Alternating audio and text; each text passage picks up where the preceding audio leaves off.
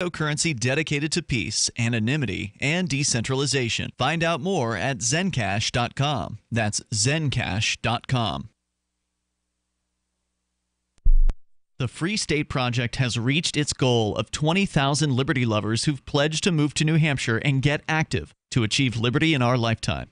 Perhaps you're trying to figure out what part of New Hampshire should be your destination.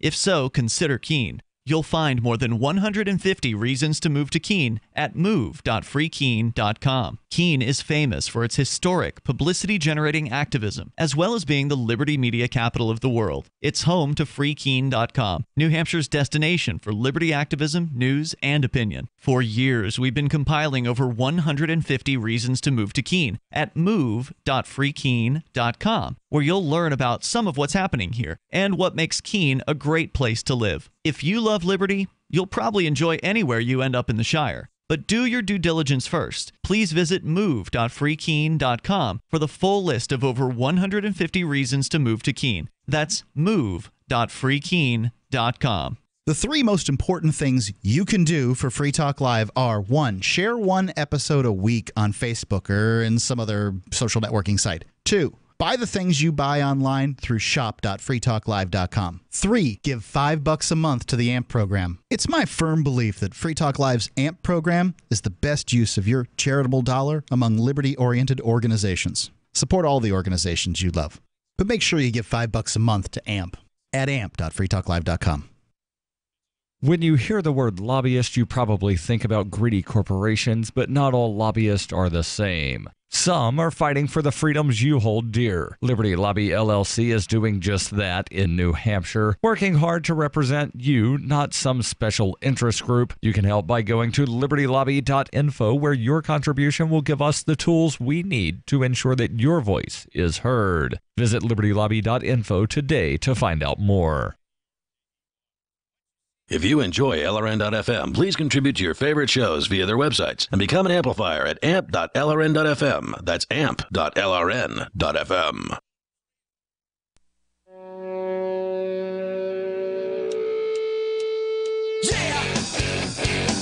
This is Free Talk Live. You may dial toll-free to join us on the radio. Our number is 855-450, free like freedom. It's the live Saturday edition of the program. Joining you in the studio, it's me, Ian, Rich Paul, and Chris. And our toll-free number again, 855-450, free. If you want to reach people with the ideas of liberty, you can do it from the back of your car with libertystickers.com. You can reach thousands of people with a bumper sticker, and you know people love to read them. So check out the vast selection of witty, poignant, pithy, and downright bombastic liberty-oriented messages at libertystickers.com. As we go back to your calls and thoughts, we're going to get into New York City, Times Square, ultra security police state details here in a bit, but your calls come first, and we're already on the topic of cryptocurrency here on Free Talk Live, as we tend to do these days. Anyway, Bankman, you're on the line calling us from FEMA Region 9. You wanted to comment on privacy coins or ask about them, so go ahead. Yeah, I wanted to get your thoughts on Monero. It's a technology that seemed really interesting. It was kind of the first privacy coin that I was exposed to with its ring signatures. It seems like it's kind of a de facto go-to if you want to keep your funds out of the government's eye. But Yeah, I also heard you talking about Zencash. Okay, so Monero, I like Monero. When I first heard that Monero was being accepted by darknet marketplaces, that to me was the indicator that this was a serious contender for privacy coins. For listeners that aren't familiar, the darknet marketplaces are places that were developed, I think it was 2011 when the Silk Road hit the scene, was the first one. But they're basically anonymized websites, supposedly, that are running on the Tor network. And they allow people to buy and sell pretty much whatever they want. Some of them have certain categories that they won't allow, but there's a lot of drugs, for instance, being sold on these darknet market sites. Good drugs. And for the longest time, they accepted Bitcoin, and Bitcoin's entirely trackable, entirely traceable if somebody knows what they're doing. Right. Whereas Monero is designed from the ground up. It is not based on Bitcoin. For listeners unfamiliar, we actually had the Monero head programmer on Free Talk Live a few years ago, and they are based on something that is completely different. Most of the other cryptocurrencies out there are sort of copies and modifications of the original Bitcoin system. Monero, they built from the ground up, from scratch, basically, as its own cryptocurrency, its own system. It's called Crypto Note, is what it's based on. And so I think that there's a lot of good things to be said about Monero. The only downside to Monero that I'm aware of is that there aren't that many wallets out there, so it's a little difficult to get and to spend the Monero. I think I heard they have a mobile wallet now, but I've yet to actually try it myself. Yeah, me either. And I know, talking to developers, it seems to be it's a tough wallet to develop. Yes. You know, like Coinomi and Jax has talked about doing Monero for a long time. The only thing negative I've ever heard about Monero, and Ian and I were talking about this a couple days ago, there was sort of this thing where they felt that there could be an IP address leak. But Monero basically has said that's just something that happens, that with any system you could reveal IP addresses if you knew that a certain client was using a certain port and you did a net scan. Not to get too technical, but it's basically looking for an open port on a network. So I don't think you could there's always be behind a VPN if you wanted to. Correct. And there's other ways you could anonymize if you were using VPN or anything else like that. So yeah, I like Monero. I know that one of our listeners and sponsors, Virgil Viduva from Cell 411, is a huge Monero fan. In fact, he hates the fact that Dash is one of the sponsors of Free Talk Live. And I said to him recently, hey man, if you want to go ahead and outbid Dash for the sponsorship here, we'd be happy to have two different cryptocurrencies bidding on advertising time here on Free Talk Live. So I'd love to be able to promote Monero, but unfortunately they don't have a promotional budget built into their currency like Dash does, which was a smart move on their part. Anyway, go ahead with further comments, Pinkman. Yeah, so I also wanted to point out, I heard Zencash on your show, and I was really struck by the fact that in the white paper they actually have the word voluntary and voluntarist. Right. And that was just incredible to me. I've never heard of a coin with that kind of mindset. Did you I just read? Wanted to know if you knew more about it. Did you read their white paper? I skimmed through a little bit of it. Yeah. I mean, I'm still kind of trying to absorb it, but I skimmed it as well. Honestly, I've never actually read a whole white paper. There's so many of them. Yeah, and honestly, if someone's going to come to the forefront and claim to be a voluntarist, I already kind of have.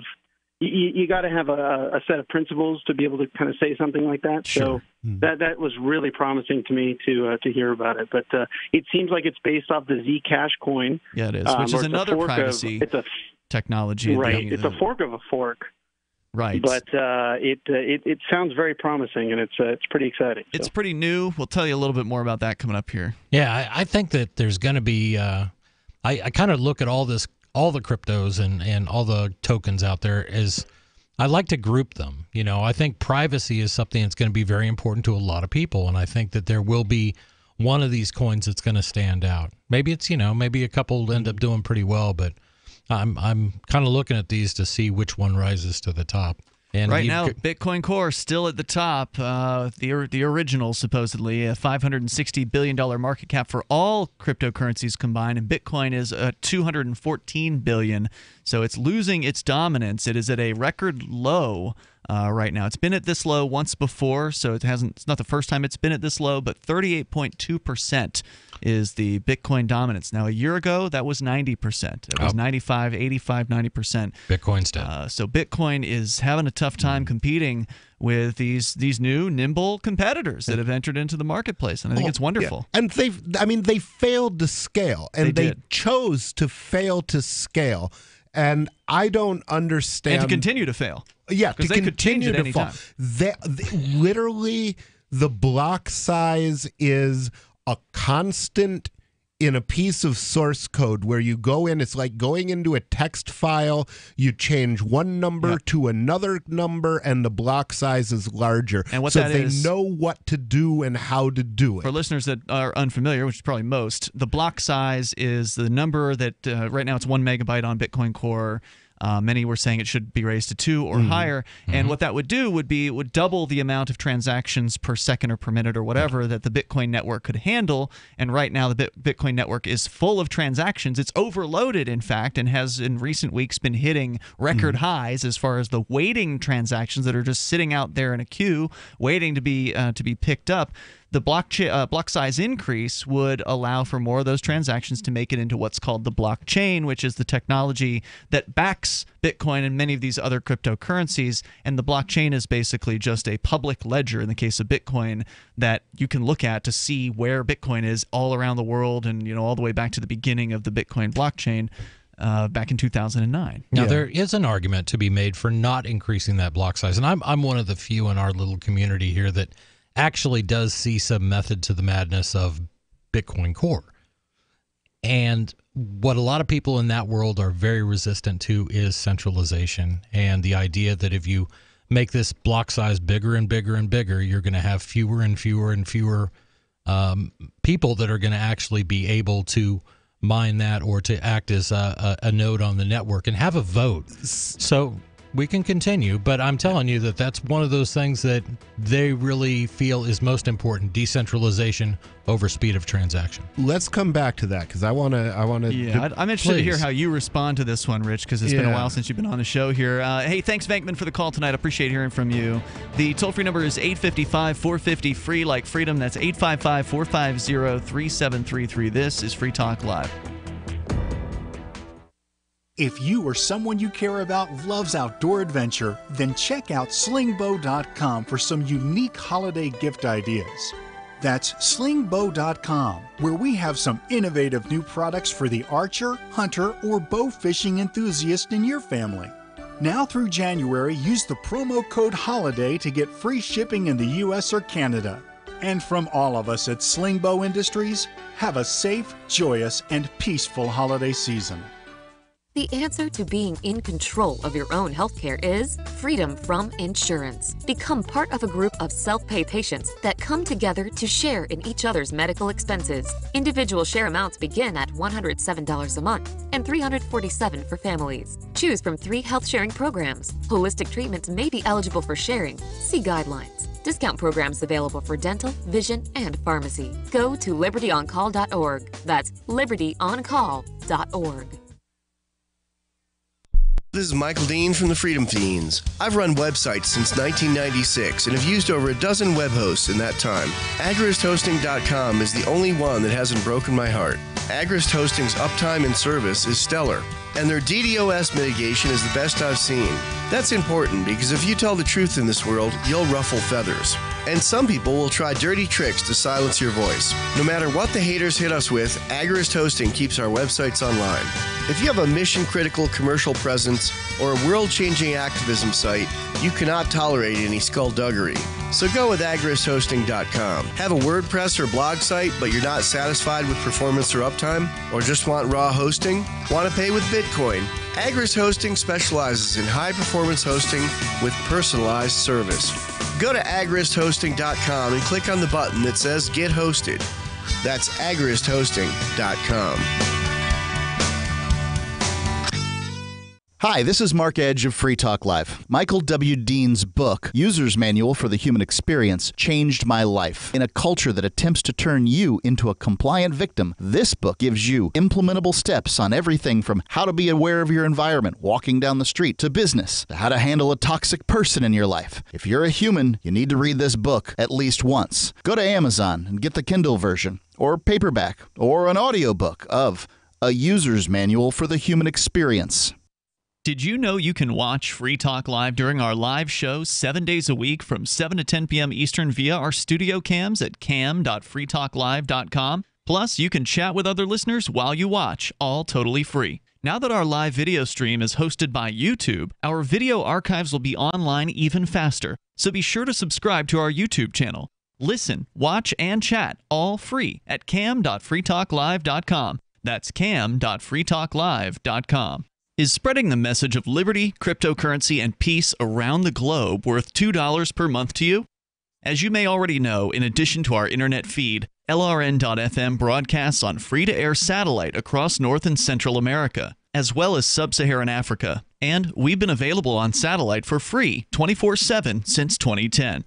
The LRN.FM free-to-air satellite signal is reaching some of the most oppressive regimes in the world, and there's no doubt our ideas are making an impact. You can learn more about the channel's impact by watching the 3-minute video at fund.lrn.fm. If you'd like to help free minds globally with our ideas of liberty, cryptocurrency, and peace, you can donate as little as $2 per month via fund.lrn.fm. You can help us continue and expand our satellite broadcast to multiple continents. Visit fund.lrn.fm today, and thank you for your help. Don't forget to share the link on social media. That's fund.lrn.fm. You can put the Liberty Radio Network on the air in your area. Visit broadcast.lrn.fm to learn how. Broadcast.lrn.fm.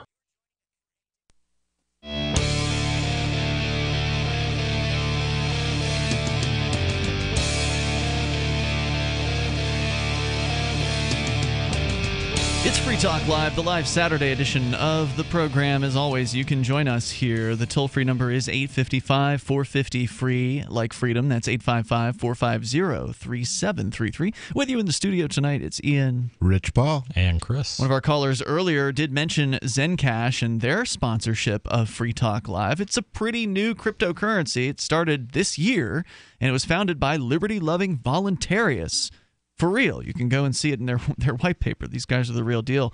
And they took some of the best technology out there in cryptocurrency, like zero-knowledge anonymity, which arguably is better than Monero. I'm not sure. There's a big fight there as far as which one is the most private, but they're both pretty good. And they also added in decentralized autonomous organizations like what Dash uses for governance. And they're creating a secure platform for money and messages that can be sent to anyone, anywhere in the world. Zencash is a cryptocurrency dedicated to peace, anonymity, and decentralization. You can find out more at zencash.com. That's zencash.com. We'll get back into you guys. We're about to have it out on the block size issue. No. But first, we go to Jason in Missouri. Jason, you're on Free Talk Live. Go ahead with your thoughts. Hi, guys. I think the best way to get cryptocurrency is to mine it, because then you don't have like a paper trail. Like when you actually pay dollar bills for it through an exchange like Coinbase, they turn that in to the the government if you make any money. So if you could mine it, then it's tax free almost until you actually use it somewhere like Coinbase where they track you. I think mining is a fine hobby for people to engage in, but in most cases in the United States, the power is so expensive that it is nothing more than a hobby for folks. And it's more of a technical hobby, so it's hard to get into it for the average person. Well, maybe for mining like Bitcoin, because it's outrageous right now, but maybe mining things like Zencash or Monero, where there's not as much competition. Where you could, and you make tons of money, but if you made a small amount of money daily as the cryptocurrencies begin to be worth more money, that money would be worth more. And plus, you can put it into an exchange like Binance. You could put Monero in and then convert it to Bitcoin or whatever you want. You certainly could. And Monero is one of the easiest ones to mine. It's one of the more profitable ones to mine. So if you're going to mine something, mining Monero makes the most sense. Plus, it's a privacy coin as well. So you start with privacy from the very beginning. So I think those are all reasons to do it. And we do actually have a guy who comes to the local meetup group here in the Keene area who is a big-time Monero miner. Well, I mean big-time. It's something he does. And he said the other day that he makes a few $100 a month off of maybe even several $100 a month off of mining Monero over and above the cost of electricity. So I guess it is possible. I would love it if you guys would have him on the show or something. And he could He's say not what much of a talker. Cards he's using. Well, I need to know what graphics cards he's using. Here's what I'd do. I'd move to New Hampshire. Just pick up and move to New Hampshire, and then we can introduce you to him. And really, it's not feasible for me, but I know it really is. It's simply a math problem. I mean, that's all mining is you look at the amount of energy you have to put into it, you multiply that times the cost of electricity where you're at, and then you got to look at the payoff plus the capital investment that you have in graphic cards and a rig and all this stuff. But then it's still speculative because you're somewhat betting on what the price of the coin will be in the future and how many other people will be trying to mine it in the future. But I would say I'd like to expand on this idea, and rather than saying that the best way to get crypto is to mine it, I would like to take that a step further out in detail and say the best way to get crypto is to trade stuff for it. Okay? I don't care what stuff. Make hamburgers and give people hamburgers for crypto. Make T-shirts, make anything of value, and just trade in it.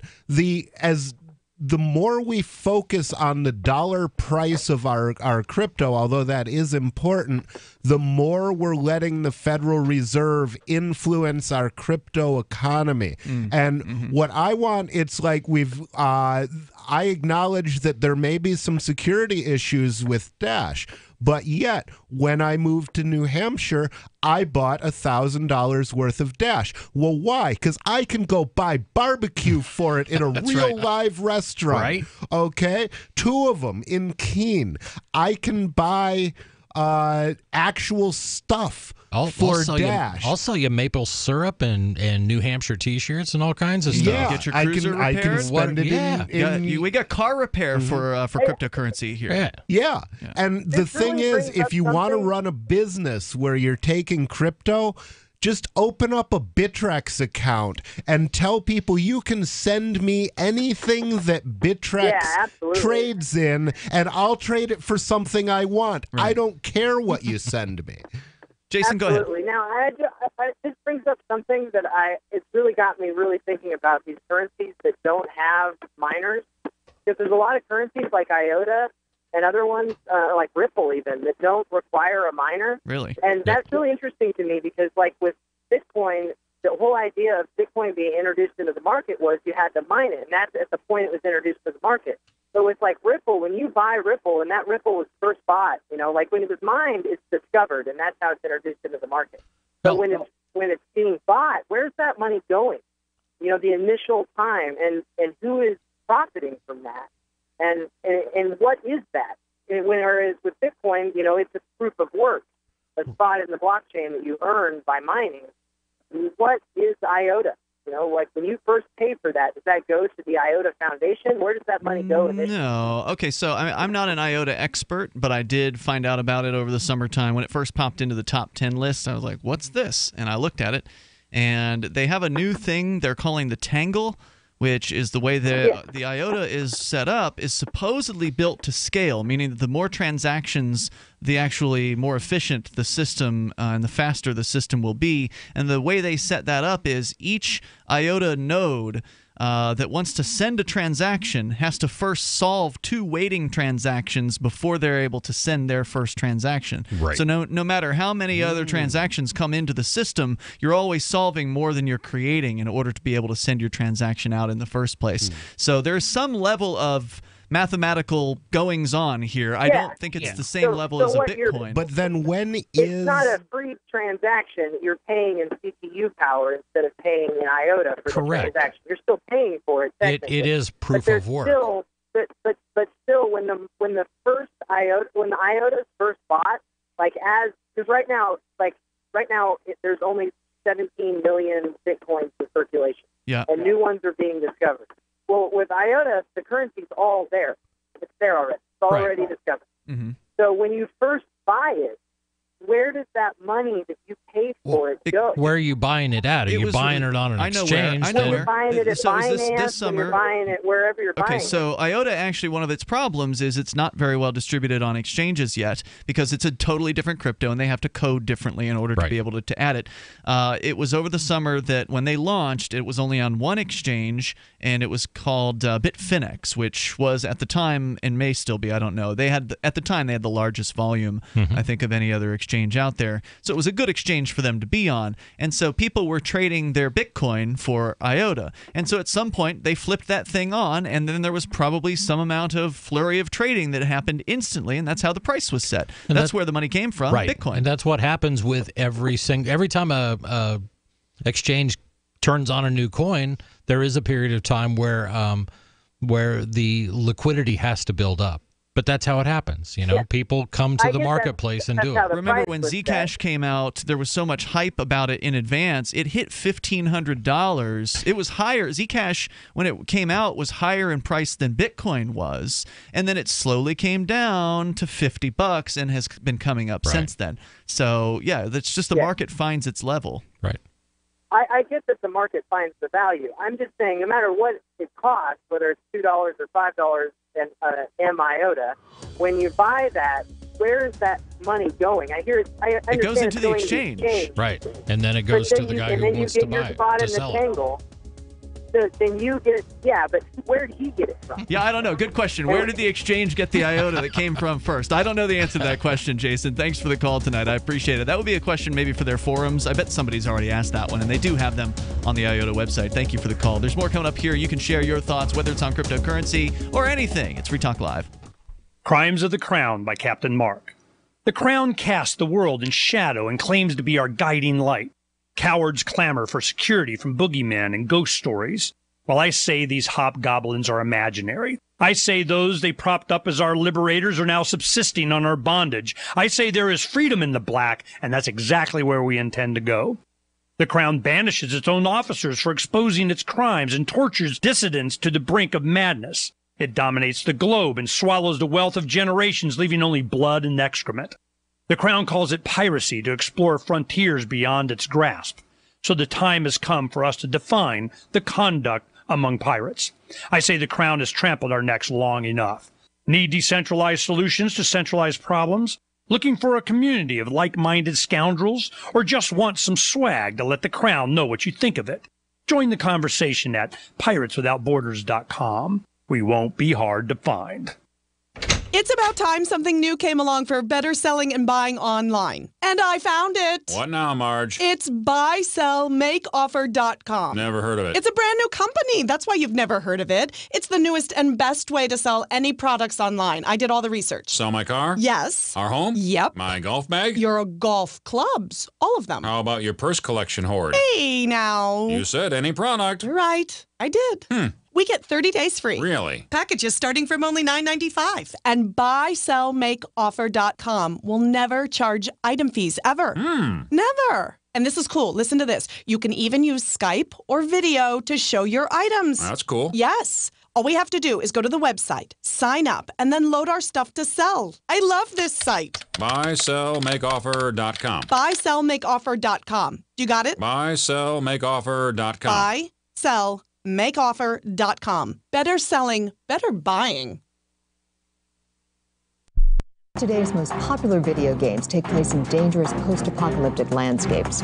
But are these games doing enough to prepare our kids for the actual post-apocalyptic future we will all soon face? Well, I think these games are quite effective at teaching our kids skills like finding shotgun ammo and leading elite squads of super soldiers. But these aren't the advanced skills that they're going to need. They're going to need the more practical skills like how to find drinking water by collecting the morning dew in human skulls. Or how to deal with depression when the sun is blocked out for 500 years by a cloud of radioactive dust. Absolutely. Now, that's the type of knowledge these kids are going to need when their world has been turned into a brutal hellscape. But these kids said that they know how to find items to barter at weapon shops and how to use medicine packs to heal zombie bites. The games make it all seem deceptively simple. I mean, in the future, a kid's not going to be able to kill a 6-foot-long irradiated beetle just by pressing a few buttons, and he's going to have to get down there with an axe and hack and hack and hack.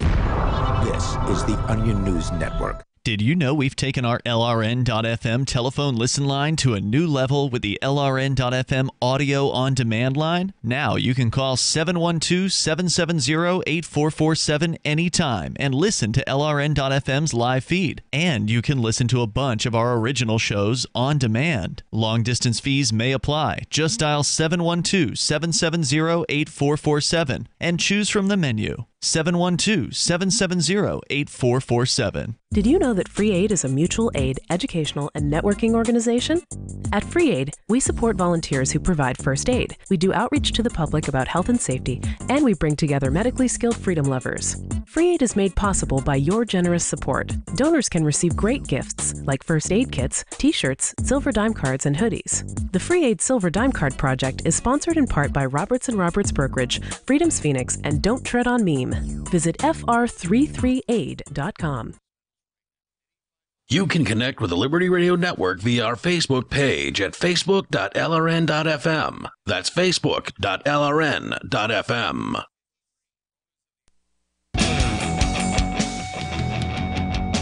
is Free Talk Live, and we invite you to join us online over at freetalklive.com. Lots of features on the website, including a forum where you can actually get interactive with other Free Talk Live listeners, many of whom are even more cryptocurrency fanaticized than we are. There's actually cryptocurrency sub-forums there at the Free Talk Live forum that are specifically dedicated to such conversations, so you're welcome to go and check that out. So talk to other Free Talk Live listeners and hosts of the show over at forum.freetalklive.com. Again, that's forum.freetalklive.com. And I believe, Chris, you've got an account over there. And Rich, I'm not sure. I think you do. I think you're on the Free Talk Live forum. I have been. I'm not sure if I am now, but I'll make sure I get one fired up. Yeah, drop on over there. It's part of the Shire forums. So if you're on the Shire forums, then you're part of the Okay, the yeah, I'm Live on forum. that. So forum.freetalklive.com. And it's also a great place to connect with other people who are considering making a move to New Hampshire, as we have done, as we talked about earlier. Rich, you just moved back after a year-long hiatus. You were getting, I would say, getting well. I was getting well, vacationing in hell. Literally, hell, Michigan? Well, actually, I was about 30 miles from hell, but Close no, enough. just hell is statists, and okay. I was surrounded by control freaks. Who Ann Arbor is a very liberal college town, Right. and they want to control your every thought, word, and deed, and it was just so oppressive being there, and I am so happy to be back among anarchists. Have you been in a room with this many liberty-minded people in the last year? Very often? Not in a room. The only time I was is at Michigan Peace and Love Festival. Right. When, there were about, I guess, a couple of hundred liberty lovers there, but they were gathered from all over the Midwest, and they weren't staying. Even, in Michigan, there's a couple hundred, but they're scattered all over Michigan, so you can never get them together. Right. And I never saw any of them, and I like them. I'd love to see them. Do you think that the people like in the Michigan libertarians and elsewhere, do they just not realize what they're missing out on here? Because there's so few people that will actually make the move here, and there's a lot of people. Oh, well, it's too cold. Well, in Michigan, it's cold, so that they can't use that excuse. Forget that one.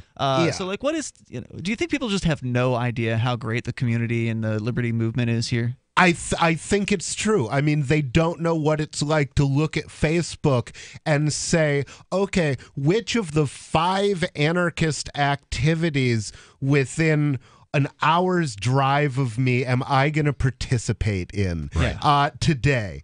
Because there's probably 0 where they live. Right. Exactly. And that's how it was in Michigan. I didn't even look. Yeah, there was nothing. I know in Pennsylvania, I was in central Pennsylvania before we moved up here, going on 4 years ago. There was one event a month, and we got 20 or 30 people to show up for that, which was pretty dang good. It's respectable for any area. But around here, you run into them on the street. You look at the Liberty calendar and you see 20 events this week that you'd love to be involved in, and new people coming in. The one thing I wanted to ask you, Rich, after being here for some period of time and moving somewhere else, did you think that maybe like the rest of the world kind of grew up a little bit and maybe there were more liberty-minded people out there? I think I would be, right, but I never really planned to be in Michigan for a year. I went out for my mother's 90th birthday party, and so I decided to stay because I wanted to spend some time with my mom, and I was able to go to school out there and finish up an associate's degree.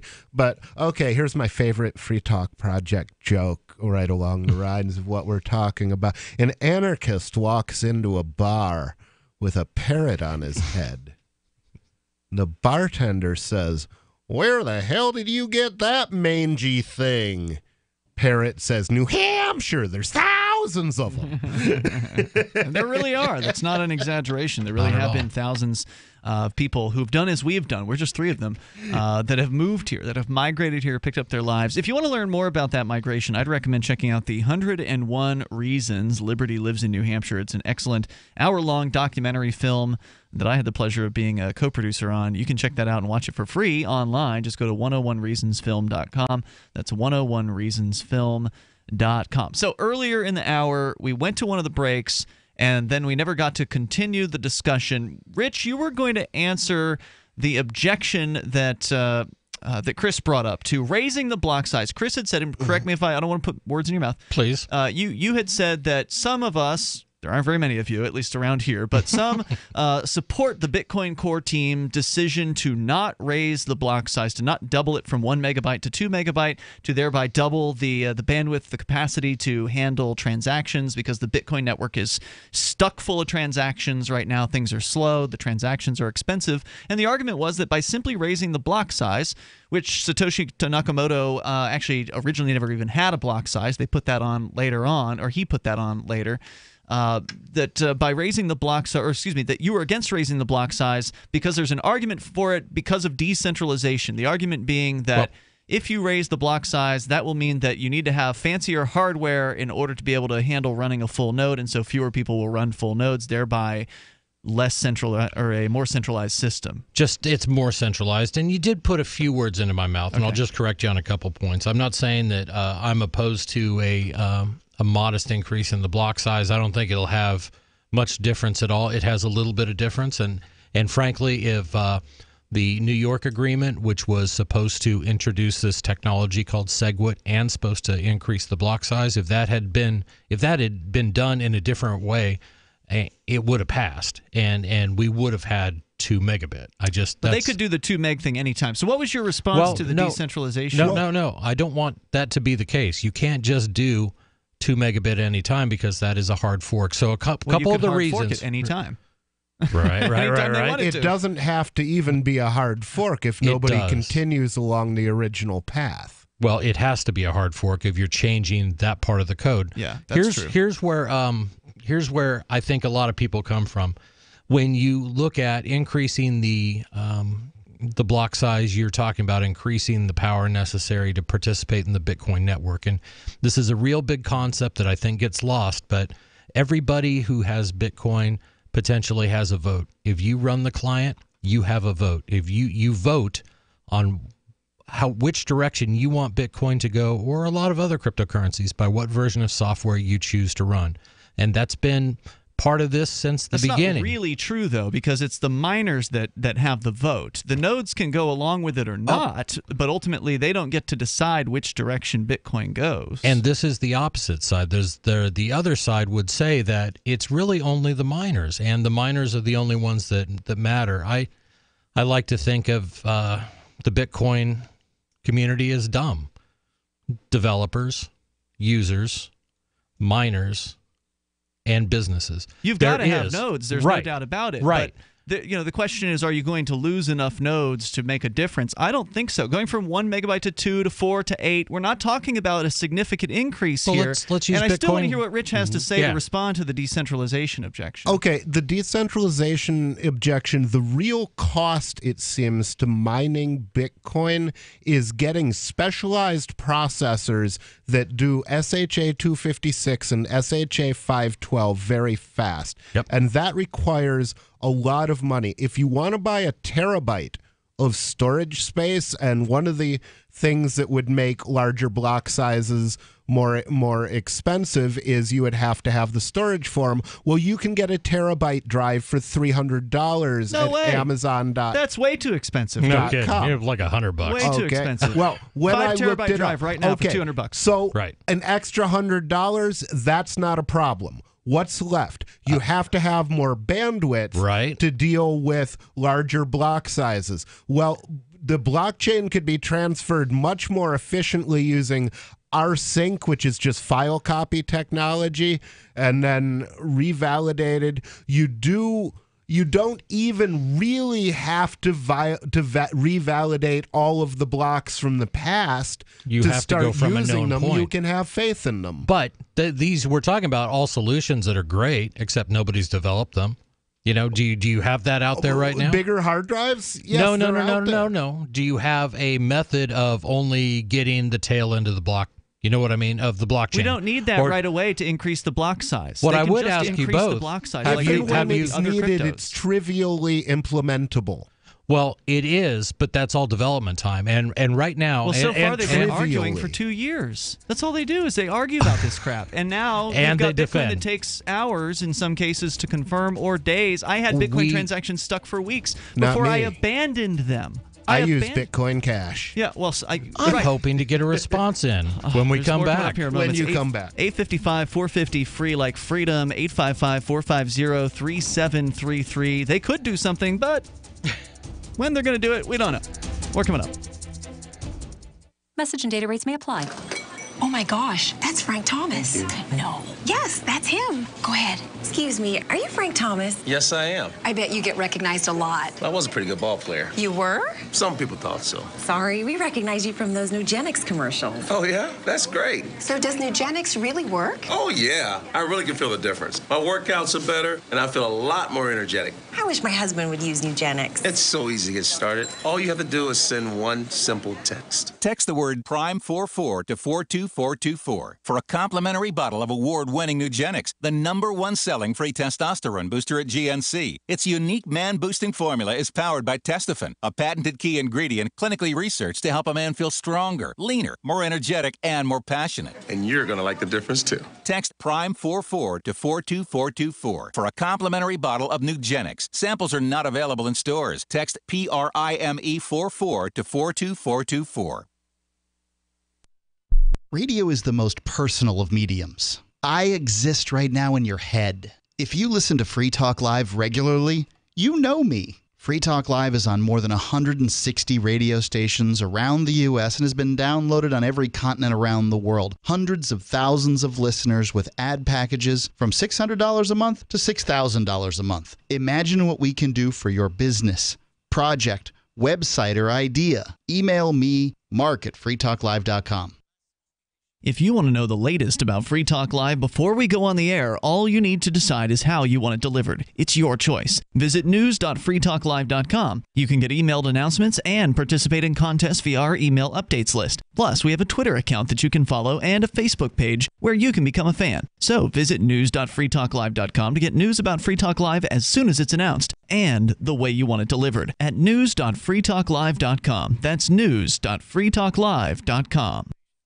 You're listening to the live edition of Free Talk Live. Hour number 2 is next after the news here on the Liberty Radio Network at LRN.FM. From Keene in the Shire, the Liberty Media capital of the world, this is Daryl W. Perry, host of FPP Radio News for Saturday, December 30th, 2017. Silver is trading at $16.93 per ounce. Gold is valued at $1,302 per ounce. Bitcoin is trading at 13.4 cents, and the average price of Bitcoin is $13,002.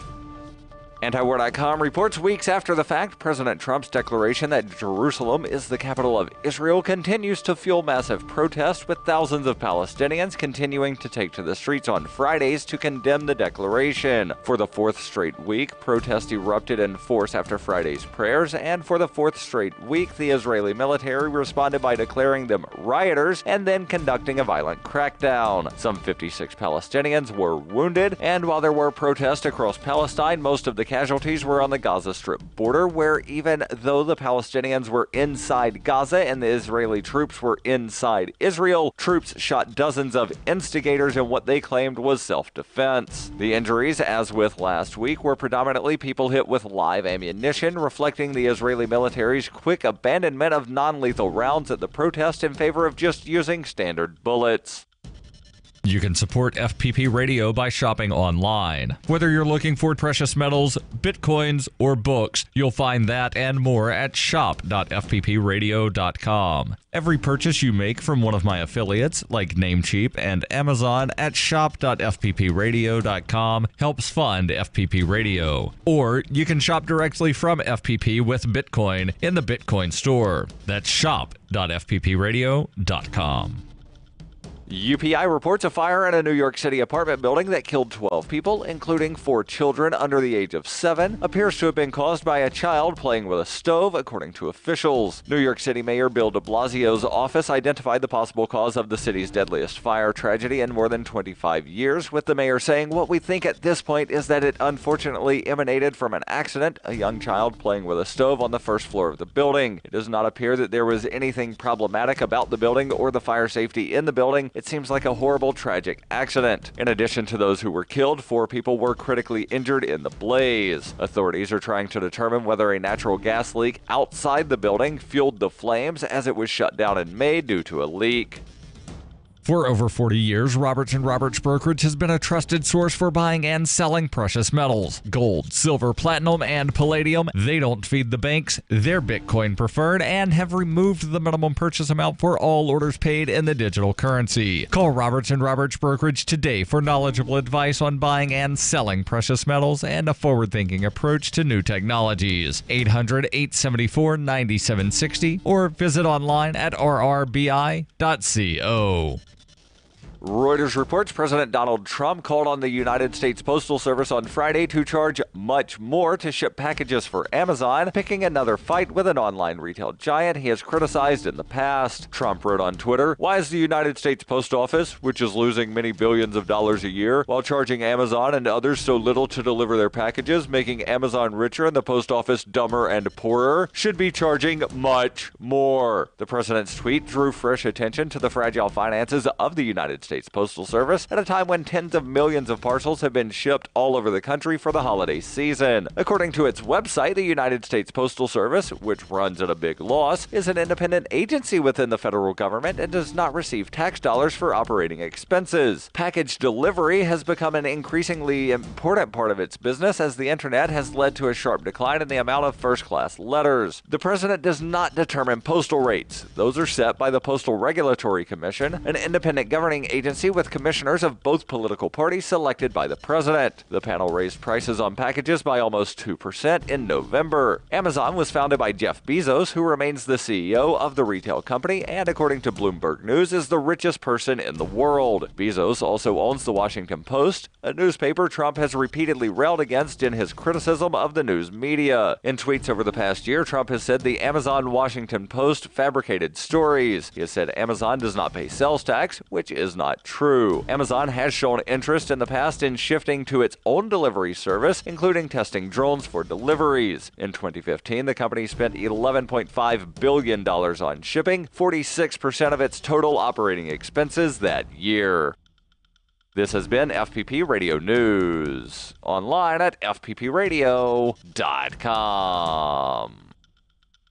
Despite being objectively awful people, newly engaged couple Ross Bird and Jessica Black want their upcoming wedding to really reflect their personalities. We're pulling out all the stops to have a kind of wedding that just screams us. Yeah. We're going to have a bluegrass band playing 80s pop songs. Because Ross loves bluegrass, but I love 80s music. And then at the end of the ceremony, this is great, we're going to pass out sparklers to all the guests. Sources claim that a bunch of candles in mason jars and an Instagram photo booth will truly capture the essence of the insufferable pair. We didn't want some big, stuffy ceremony. Yeah, it should feel more like a fun dance party for our friends. Because the night's about us, yes, but I mean, it's also, about the people who make us, us. Yeah, exactly. Yeah. And those people love us exactly for our uniqueness. Sources hoped with every fiber of their being that these two would be divorced within a year. This is the Onion News Network.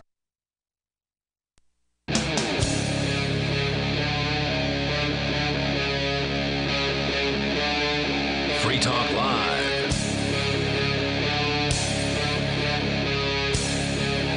It is Free Talk Live. We're launching into the second hour of the program, and you can bring up anything that you want. Our toll-free number here is 855-450-FREE, like freedom. That's 855-450-3733. We've got Skype at Skype username LRN.FM. Here in the studio with you tonight, it's Ian, Rich Paul, and Chris. Let's go to your calls and thoughts here. We can continue the Bitcoin blockchain debate here in moments, but first, let's talk to, I believe we got Wayne is in Indiana listening to WIBC FM. Hello, Wayne. Yeah, I'm not the expert on this, but it seems to me that the capacity problem can be trivially solved just by reducing the difficulty level of producing the blocks so that they're produced as fast as needed. See, that wouldn't do it, because what happens is the blocks are very fast to hash, and then but they're of a fixed size, and you only get to produce one every 10 minutes. Well, so they spend. That's the target, at least. Or, yeah, that's the target. No. So they spend most of the time trying to find the lowest, the nonce that will produce a hash which is smaller than a particular target number. We got to be careful not to go too far into the weeds here as far as technical descriptions of to the caller's point, this is very much what Litecoin did. You know, Litecoin produces a block every 2.5 minutes. Right, they changed that system. It's still a 1 megabit block. That's right. Yeah. But, well, actually, however you want to calculate the addition of SegWit, because Litecoin did SegWit way before Bitcoin did.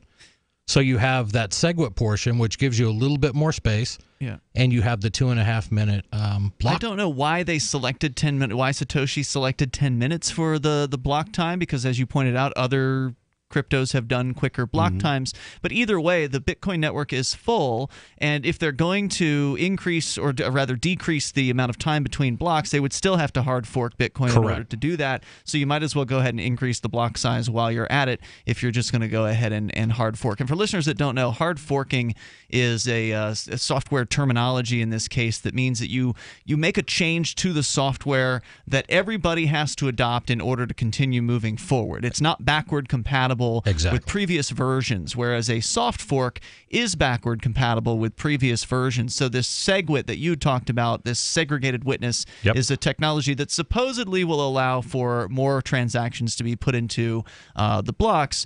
It's a modest increase. That's a soft fork. And so what we've seen so far is only about 10% of the wallets out there are SegWit compatible. Correct. And that has not gone up in, I don't know, months or whatever. And so basically there's not much for all the talk about how much SegWit support there is. It doesn't seem as though, at least yet, that it has materialized. Go ahead, Wayne, with your thoughts. Yeah, I think though the point of trying to target a particular block time period between blocks is the issue that you adjust the difficulty rate level, which is the size of this number you were talking about, in order you can't adjust the difficulty level, because with Bitcoin mining, the difficulty level adjusts automatically based on how many miners there are, how much mining power there is in the network. The difficulty goes up as more miners enter. Well, if miners leave, then the difficulty goes Cash down. introduced a new I think the difficulty level is adjusted based on how long it takes to create a block. You know, the more computing power on the network, then the higher the difficulty just to create that time interval. Now, that's true. If you just adjusted the difficulty level to clear the queue, you see, instead of having an arbitrary time period as you target, then I see what you're saying. Able to adjust your capacity. You're saying if you did more frequent blocks, and it would result in a lower difficulty level, and it would also result in solving some of the problems. So there, I think you're right. But it would also release Bitcoins faster, and we would then get to 21 million sooner rather than You'd later. have to adjust a couple things in there. But, so I think we're kind of, at least for right now, we're locked into the sort of the 10-minute thing. It wouldn't be an easy change. They're not proposing doing that, but I see what you're saying, Wayne. Yeah. It would help. The other thing you can do is what Bitcoin Cash has done, which was they introduced I think it was a hard fork, which put in a new algorithm for how they did their estimation of difficulty. They are readjusting their difficulty every single block instead of with the old Bitcoin or Bitcoin Core. It's every 2016 blocks. Wayne, thanks for the call tonight. I appreciate your input. Unfortunately, the programmers don't care what we have to say. They're just going to go ahead and do whatever they want to do, and they don't seem to care whatsoever about the fact that Bitcoin is basically useless as a currency, as it once was. We used to be able to go down to the corner store all the here time in Keene, New Hampshire, and if you needed a pack of rolling papers, $2 pack of rolling rolling papers. You could pull out your Bitcoin wallet. You could pay for that, and there'd be no more than a 2-cent fee for it. Now it's a $20 fee, and Bitcoin is ruined as far as it being a currency. And I hope that it can come back someday. The day I ditched Bitcoin, I wanted to give my friend $10 worth of Bitcoin. Okay, it was a guy I got my weed from. And so he... of course. So I wanted him to be able to spend $10 worth of Bitcoin. So I looked at How long ago was this? This was maybe a couple of months ago, maybe a month ago. But I looked at my wallet, and it would have cost me $25 to send him $10, and then he wouldn't have been able to afford the fee to spend that $10. It would have been trapped in his wallet with no way out. If you've got less than $20 worth of Bitcoin, it's trapped. You can't get rid of it. So I and again, God forbid somebody brings up the opposite side on this, and I really did want them to at least be heard, because it's not me. I agree, Bitcoin is not a viable means of small purchases anymore. It's tragic. I get it. It's tragic. But to categorize it as broken is false, because there's nothing broken in the Bitcoin code. Bitcoin is performing exactly as it's designed right now. You can say broken, garbage? But it's failed they to intended scale. for it to be garbage? It's failed to scale, but what I'm saying is the implication that's broken in me and as a computer guy and you in software, when somebody says something's broke, what does that mean? Well, when Kim Kardashian publishes a picture of her butt and breaks the internet because everything gets slow because everybody wants to see Kim Kardashian's butt. It's a scaling issue. The thing is, Bitcoin is broken in the way that Kim Kardashian broke the internet, because too many people are trying to use Bitcoin to be able to get all of their things in. And the idea that it's going to be a store of value without being a viable currency strikes me as nonsense, because the value that it stores is its own utility as a way of transferring money. And if you can't transfer it, I mean, Bitcoin could be used for huge transactions only, but that's about the only thing But I can use any other cryptocurrency for a huge transaction. Well, that's the thing. Which is fine. And what I'm saying is no reason to use Bitcoin as opposed to some other thing. Right. I understand that, and I don't use Bitcoin in my daily life. I hold on to it because, to me, I think it's going to play out long term.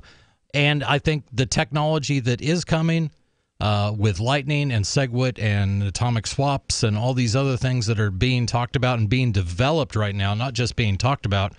The first transaction that actually took place using the Lightning Network with a developer actually paying, I think it was his electric bill, just took place on the Lightning Network.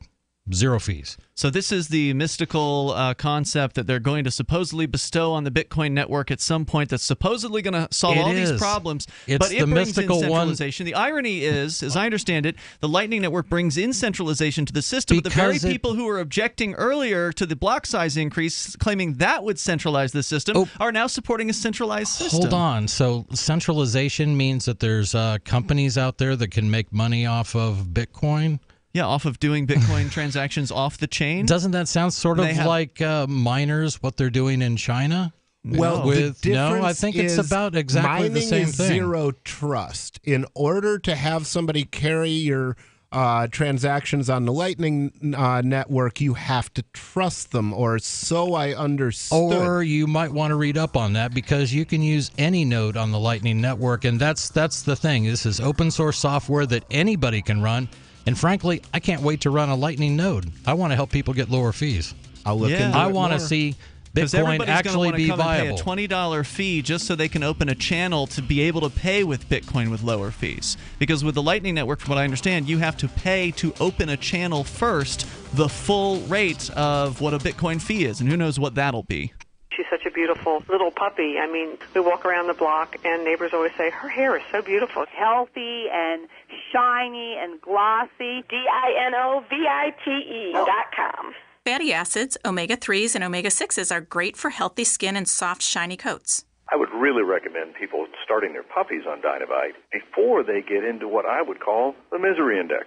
Bad skin, bad ears, bad breath. Because if they're getting all their vitamins, micronutrients, microbials from the beginning, then you're not going to run into the problems associated with the allergies, grass, pollen, dust, dirt, fleas, ticks, you name it, and the itching and shedding down the road. Our vitamins and enzymes replace the nutrients cooked out of most commercial dog foods. Dynavite for life. This is Ed Lukasevic. And Cindy Lukasevic. Inviting you and your pets to Dynavite. 859-428-1000. DINOVITE.com. I got my Blink home security system delivered right to my door. I downloaded the app and it walked me right through the easy setup. Even with my complicated router system, I was done in like 10 minutes. Now it notifies me whenever something moves in front of the wireless cameras, or I can just check it whenever I want right from my phone. And I got you a deal. Get 3 Blink cams for what the other guys charge you for 1, plus an extra 10% off. Visit blinkprotect.com/FTL. blinkprotect.com/FTL. blinkprotect.com/FTL. I've said it many times on air, and I'll say it here. The New Hampshire Liberty Alliance is one of the most important organizations for freedom in the world. New Hampshire is ground zero for freedom, and the NHLA is the best organization at promoting effective liberty activism. This ad is sponsored by Free Talk Live, and I, Mark Edge, am a lifetime member because I believe in the NHLA. Please check them out at nhliberty.org. Not everyone can move right now, but you can support the cause. Donate top cryptocurrencies or old-fashioned U.S. dollars, nhliberty.org. Visit their website and see what they're all about, nhliberty.org. Since time began, tyrants have taken aim at personal liberties. Now there's a movie that aims back.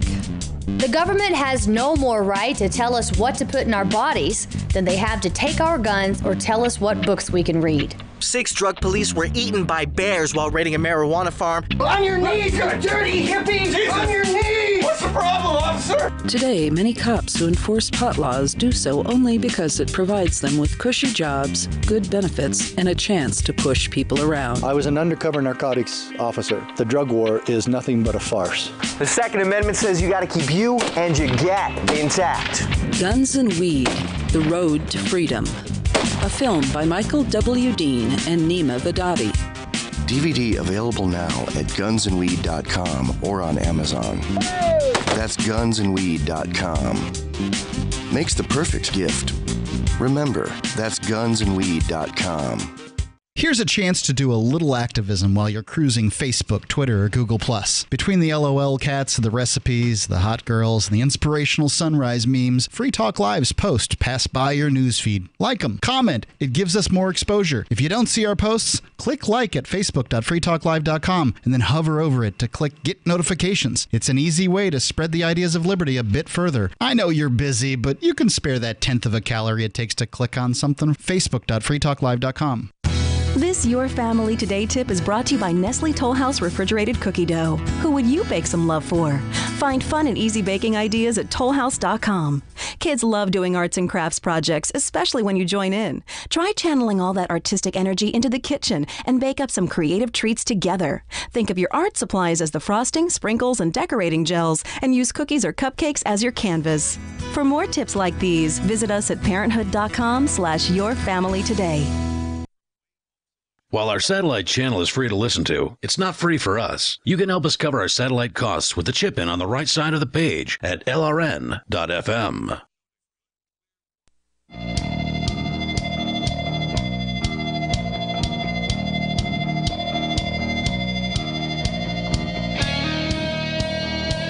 Free Talk Live. You dial toll free here. Tonight it appears to be Crypto Talk Live, though. And I know we're crypto anarchists. I know some people don't like. Well, I'm not an anarchist. I'm a voluntarist. I believe all human interaction should be consensual. But I like a lot of people who call themselves anarchists. Anyway, do you believe there should be a government? Self-government. Okay, yeah, you're an anarchist, bro. Well, you an don't anarchist have is to. somebody that is against government. So if you're in favor of self-government, then that wouldn't make you an anarchist, would it? Yes, because self-government is the opposite of being governed by others. But wouldn't that be autarky? Self-governance? Autarky. That's Mark's I wouldn't argument. put it that way. That's Mark's argument. I think it's a good one. Well played, sir. You did manage to completely confuse me. Oh, God. Let's go to the phones here. Your calls and thoughts. Oh, by the way, speaking of cryptocurrency, Miami is set to host the North American Bitcoin Conference. It's its 6th year, by the way. January, coming up, January 17th and the 18th. More than 1,000 Bitcoin community members will converge for a monumental conference aimed at driving cryptocurrency from niche to mainstream. You can learn more more about the future of finance and grab your tickets at btcmiami.com. We do have a discount code, which is a little lengthier than our normal code, so be ready for this. FTLIVEXX. FTLIVEXX to get you $50 off your tickets over at btcmiami.com, January 17th and 18th for the North American Bitcoin Conference. Let's go to my dog Rex, calling from Florida, listening online via the TuneIn app. Hello, Rex, or my dog Rex. Hey. Hey there. Good evening and Happy New Year to you all. Thanks. Thank you. On the radio, go ahead. I'm thinking this Bitcoin, I mean, it's like the IRS is there. Everyone wants to take their fee, including the wallet guys. Like you said, it used to be good. Now a $5 cup of coffee costs you $10. Oh, I'm being $35. conservative. The median fees today are about $20. $20, yeah. So you're looking at a $25 cup of coffee there if you wanted to pay a $5 cup of coffee. Good cup of coffee. So all the people that's lost their Bitcoin to all the Ponzi's out there, all these Ponzi guys are the only ones that can afford to play with it. It seems to me. There certainly are Bitcoin Ponzi schemes out there. People need to be aware of these things. If somebody is promising you a return on investment of, whatever sounds great, it's probably too good to be true. It's too good to be true, and you're getting into a Ponzi scheme. Look out. There's a lot of these things out there. Tell me about it. If you are uncertain or somebody is approaching you with an opportunity, the best thing you can do is get in touch with your local Bitcoin area, Bitcoiner types, and ask them, have you seen this before? And then they will tell you probably, yes, that's a scam. Or hit the Shire forums. The Shire forums would work as well at forum.freetalklive.com. Yep. There's also plenty of other Bitcoin forums out there with way more activity, like the Bitcoin Talk forums or the r/BTC or r/Bitcoin. And any of those people would give you their feedback on what you're coming up against. But go ahead there, my dog Rex. Yeah, because what I'm thinking is it should be as simple as email to use without everybody needing to get their bit and piece of it. And it's not like that. So it can't. I might as well carry cash and take my chances with getting robbed going down the street because. Well, it's not an either or, so you don't have to might as well carry cash. You can get into cryptocurrency fairly easily these days. It's not as complicated as people think that it is. There are some steps involved, like when you download a Bitcoin wallet or a cryptocurrency wallet, you usually have to back up that wallet, and that does take a few moments. You have to write down usually a dozen words and then keep those words in a safe place to where nobody can find them, because otherwise they'll have access to all of your Bitcoin if you do that. So it does take a couple of hoops to jump through to make sure you're doing it as safely as possible. You don't want to lose your phone after you set up a wallet without having backed it up, because then all those Bitcoin are gone forever at that point. So there is still a learning curve involved, but today, 2017, coming into 2018, it's easier now than it ever has been to get into cryptocurrency, and there's really no reason why people shouldn't be getting into it if they want to, besides the fact that they may not be able to afford to, in which case if you don't have an extra $20 to spare to buy some cryptocurrency with, then yeah, you need to get your finances in order to where you can have something that you can afford to lose, because there are risks involved in this. But getting cryptocurrency is as easy as downloading a wallet, visiting a local Bitcoin vending machine, and putting cash into it. It is super easy. I agree, but what I'm getting at is there's always a middleman. When I can't go arm's length with you to make a trade, whatever it is, just me and you, without any middleman, that's what I'm looking for. Well, and crypto does that in a lot of different ways. You're not going through, it is peer-to-peer, and I'll say Bitcoin Cash or Dash or Bitcoin with extremely high fees that make it pretty much impractical at this point. All of those are peer-to-peer. Now, those are cutting out the middleman. That's what cryptocurrency is about. And that was the idea. Middlemen. The middlemen are the miners. Right, who are doing nothing but processing. Yeah, they are processing transactions for you without knowing your identity. Chris, you may be upset that But there my are mining email- pools that exist. There are, but there are several mining pools, and they are competing with one another. And anybody who wants to can join whichever mining pool that they want to join. So I understand. It's still a decentralized process. There's not one person who controls the miners. If there were, then the system would be not secure. No, it's a case of, can you get to a point where you can have, say, 3 guys who could decide to do a 51% attack? If that were the case, you'd probably want to get your money out. Right. But right. at this point, we're not even near anything like that happening. Go ahead there, caller. Yeah, I'm just, the email, I send it to you. It doesn't get approved by anybody. Boom, boom. Email goes through centralized servers. Yeah, that's going through a whole bunch of different people that can probably read it. They can. But I Unless get it's where PGP you're. encrypted. I understand what you're saying, though, and the big takeaway here is that Bitcoin and other cryptocurrencies, more or less, are designed as decentralized, eliminate the middleman, peer to peer. Thank you, My Dog Rex, for the call tonight. I appreciate hearing from you. Look, the fact is, Chris, you run a local store here in the area that sells local goods and crafty kind of things made by people in New Hampshire for the most part. You bet. And then there's a Bitcoin vending machine there, and you see, the kinds of people who come in there. There are elderly people, retired people who've come in there and they bought Bitcoin not just for their kids or grandkids, but for themselves. I had the greatest story today. A lady I have not seen in 6 months. She came in 6 months ago with $100. It was probably longer than that. Mm-hmm. It was because I saw it. It was in May. She bought $100 worth of Bitcoin. Said, if this goes up in price, can I come back here and maybe sell you like my original $100 I put in? So we're like, yeah, sure, no problem at all. Didn't think we'd see her. She's from Connecticut. Yeah. She drove up from Connecticut today, and she came up, and I bought $100 of Bitcoin from her, which was very cool. And she's like, I haven't even looked at it to see how much it's worth. She's like, oh, it's worth $600 now. I'm like, you got to love it. So she got her original 100 out. Good. Her wallet still shows, $500 and some change. So, yeah, we do see, and it's all sorts of people. When we talk about scams, I see those people too.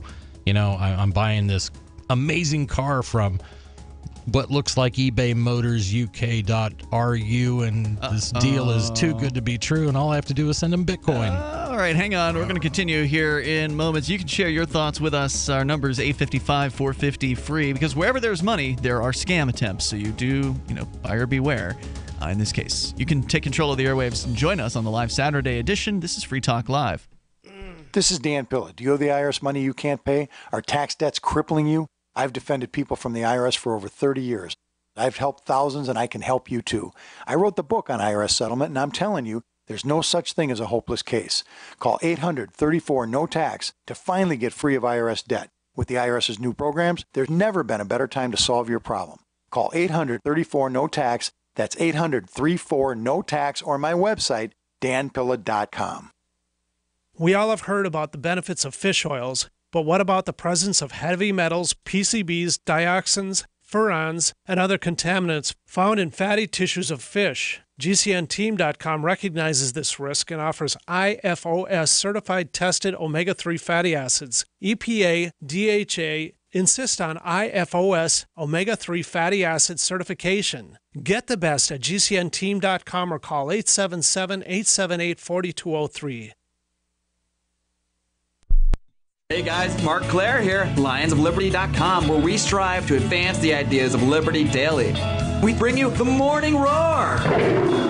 That's right, every Monday to Friday we'll have a brand new edition of the Morning Roar, where we provide a roundup of some news stories that you may not find in the mainstream media or even in your typical social media newsfeed. We find stories that relate to the ideas of liberty and provide you with our liberty perspective on them.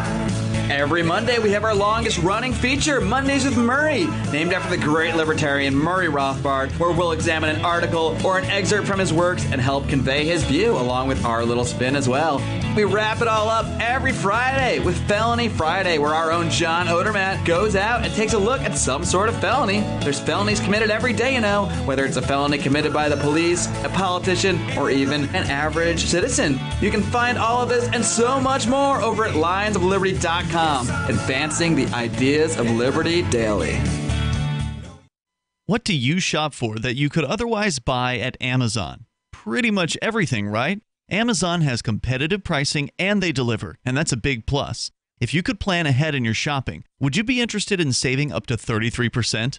There's a catch. You have to do your shopping in Bitcoin. But imagine those savings. It's like a huge raise. All you have to do is go to saveatpurse.com. We've saved thousands, and you can too. Plan ahead and save. Saveatpurse.com. So you've heard all 3 hours of the latest episode of Free Talk Live, and you're still hungry for liberty-oriented audio content? Did you know that we have another 24/7 audio stream at LRN.FM? The Liberty Radio Network airs the latest episodes of some of the best liberty-oriented podcasts on the internet around the clock. In addition to recorded content, you'll also hear live shows like Free Talk Live, originating from our Keene, New Hampshire studio. So listen anytime at LRN.FM. That's LRN.FM. Why did you move to the Shire? I moved here to the Shire because there's other people around who take liberty just as seriously as I do. I moved to the Shire because I saw videos of people challenging authority and thought that I could get support myself. It called to me, like, do this right now. I wanted to be around people like me who got it. And once I got here, I knew there was nowhere else that I wanted to be. I've always wanted to change the world. So I moved to the Shire to join people who were actually working towards doing the same thing. The people here are awesome, loving, and positive. It was for the adventure and for the feeling of something important is happening here. And I just wanted to come to sort of be part of that. Visit ShireSociety.com to read and sign the Shire Society Declaration and learn the reasons why, if you love liberty, you should immigrate to the Shire. Plus, add yourself to the Shire map at ShireSociety.com. That's ShireSociety.com. Help get LRN.FM into more ears. Visit promote.lrn.fm for a free bumper sticker, flyers, banners, graphics, and more. Promote.lrn.fm.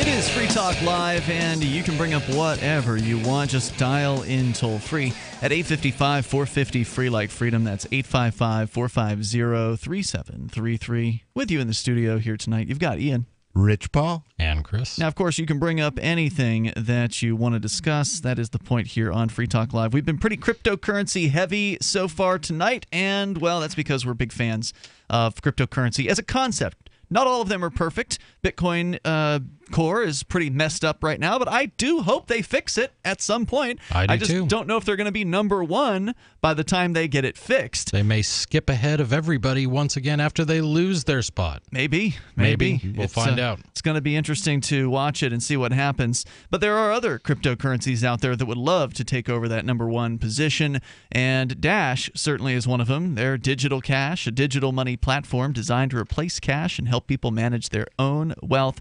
It's fast and easy. Fees are low. Transactions are quick and can be confirmed instantly. You can pay anyone, anywhere in the world, anytime for just pennies on the dollar. Dash is decentralized and run by users who earn rewards for helping run the network and make governance decisions. Anyone can invest in Dash and earn rewards for helping run the Dash network. So join Dash and help create a better financial system for everyone. Take back control over your financial future today and find out more at Dash.org. There's a lot of momentum behind Dash right now. Go to Dash.org and find out why. As we go to Craig, he's on the line. Craig, you're on Skype. Where are you calling from tonight? I'm calling from L.A. All right. Well, you're on the radio. Go ahead.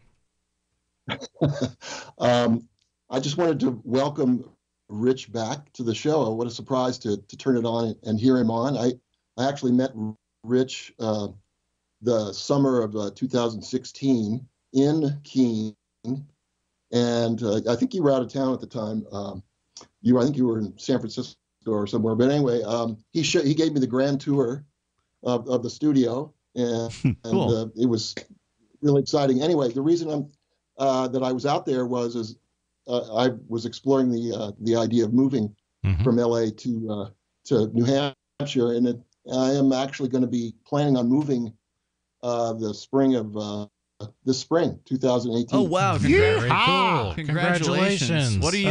Where are you looking at moving in New Hampshire? I'm going to be out there for a week in January, the 15th through the 22nd, looking at houses to buy. So the weather didn't scare you away, huh? No. I grew up back east originally, but it's not as cold as it is now there normally. But I know it's really you're having a really bad cold spell now. But people back in that part of the country are prepared for cold weather. They sure are. The homes are built in such a way that the heating is very efficient. The homes are well insulated, and it's people that actually enjoy the cold weather. My home is not insulated at all. Not every home is built equally around here. This thing has no insulation in the walls whatsoever. I got some frozen pipes at home. Yeah, but regardless, you are right. People are prepared here. We have plow guys, which really basically keep everything working. Isn't it amazing? These guys are the heroes of New England. And Will Coley, who just moved up here a few months ago, has been amazed at how the snow has just been cleared out and moved around. And like he said, if any amount of snow fell where he was, it would shut down the town for a week. Way better snow removal here than Michigan. Really? Yeah. Ann Arbor is weak with snow removal. So, Craig, where are you thinking about moving in New Hampshire? Well, I'm looking at places. I'd say the triangle of maybe Manchester, Nashua, and Derry. Kind of in a triangle. Right on. There's plenty of options out there. Lots of. I love to go to Derry and smell that dairy air. All right, man. Were you just calling to let us know that you were planning on making a move, or was there anything else?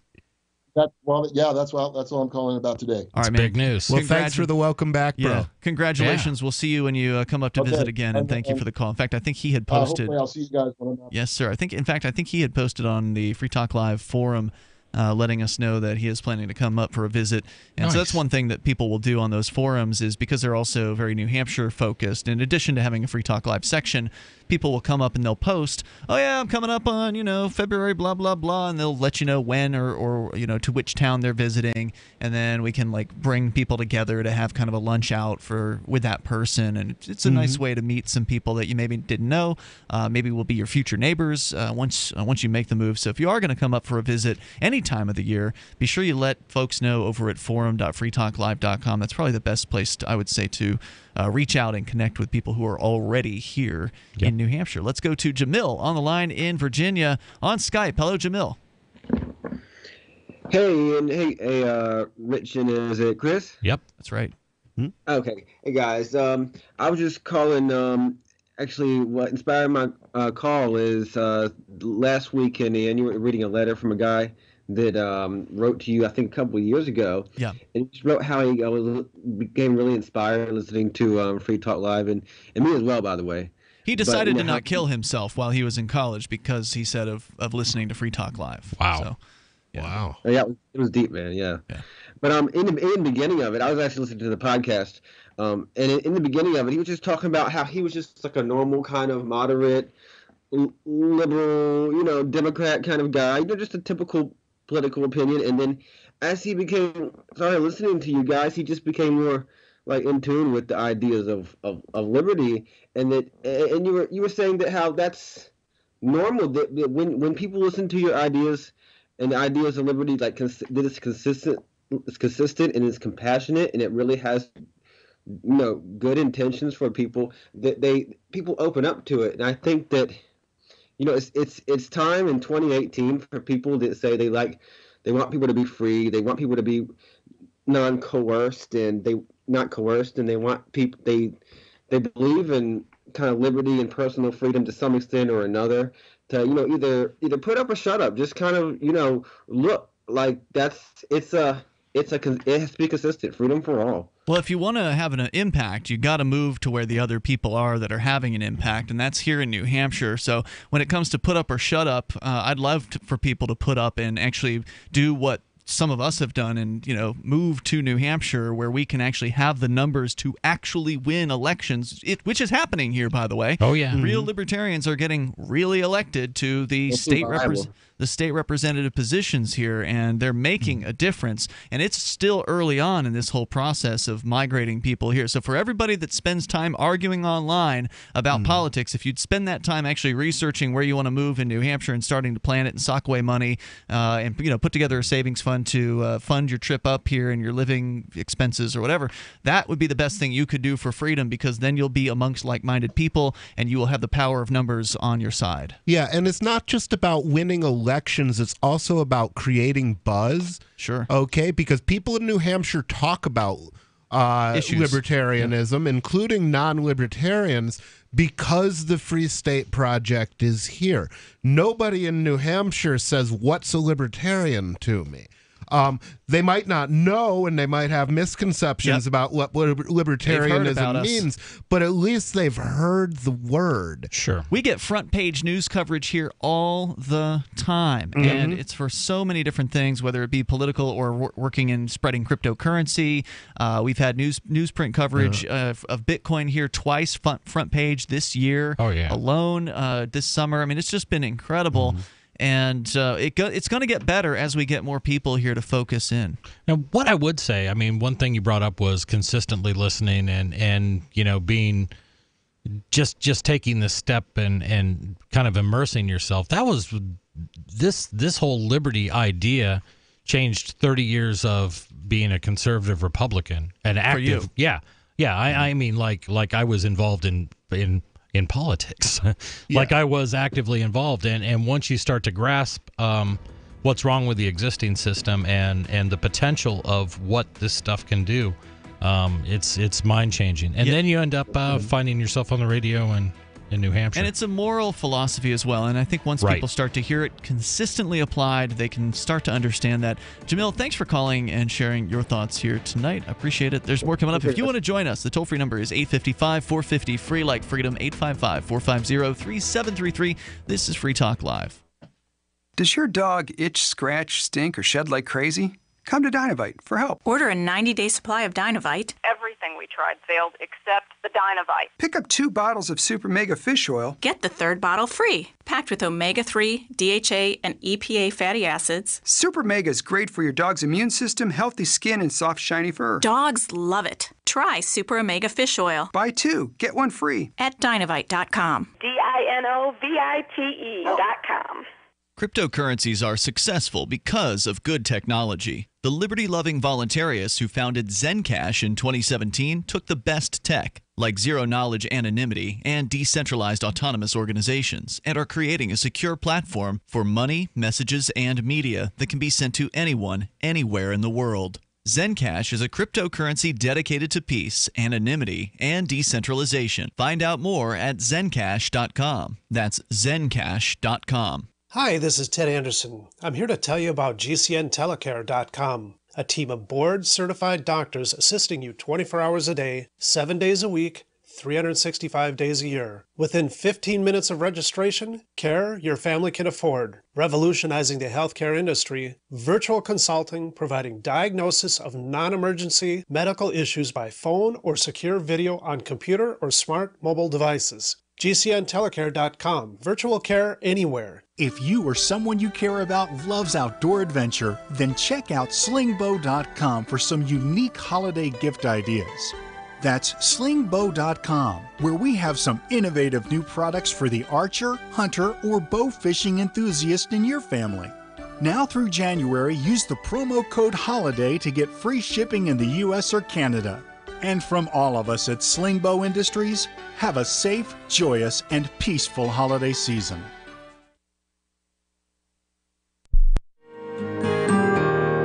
So the protection of life, liberty, and property is what the Free State Project is all about. But it's an effort to move 20,000 people who understand. It's about demonstrating to the entire country that, yeah, we can have a free market, a truly free market. Making it just a freer, great place to live.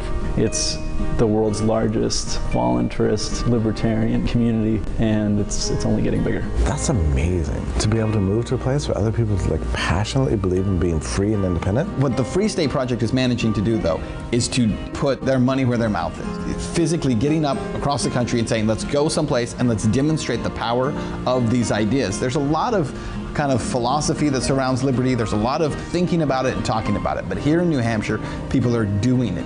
101 Reasons Liberty Lives in New Hampshire, a documentary by Free State Project Early Movers. Watch it free at 101reasonsfilm.com. 101reasonsfilm.com. LRN.FM is proud to announce our official listening apps for Android and iOS devices. Now you can easily tune into our streams anywhere, anytime on your smartphone or tablet. Just visit apps.lrn.fm or search for LRN.FM in the Android or Apple app stores. Please download, rate us 5 stars, then share the link on your social media and let your friends and family know how you're listening to LRN.FM. Download it now, free at apps.lrn.fm. Looking for a great real estate investment? Consider New Hampshire, which is ground zero for the Liberty Movement. Your first call should be to Mark Worden from Porcupine Real Estate. He's more than just a real estate agent. He's your New Hampshire concierge. Where are the best places to live? Do you want farm, city, the burbs, or forest? Do you want a duplex or multifamily building so that renters pay your mortgage? There are homes in all price ranges in New Hampshire, and Mark can help with financing too. Invest in liberty and property. Mark Worden can help. PorcupineRealEstate.com. This is the Liberty Radio Network, broadcasting the latest liberty-oriented audio content 24 hours a day at LRN.FM.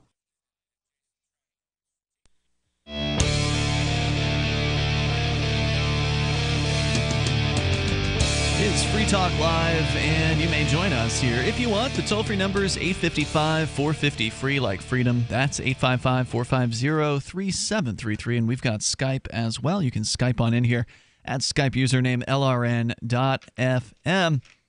Joining you in the studio tonight, it's Ian, Rich Paul, and Chris. And once again, you can join us online. Head over to freetalklive.com. You can get signed up for our email list.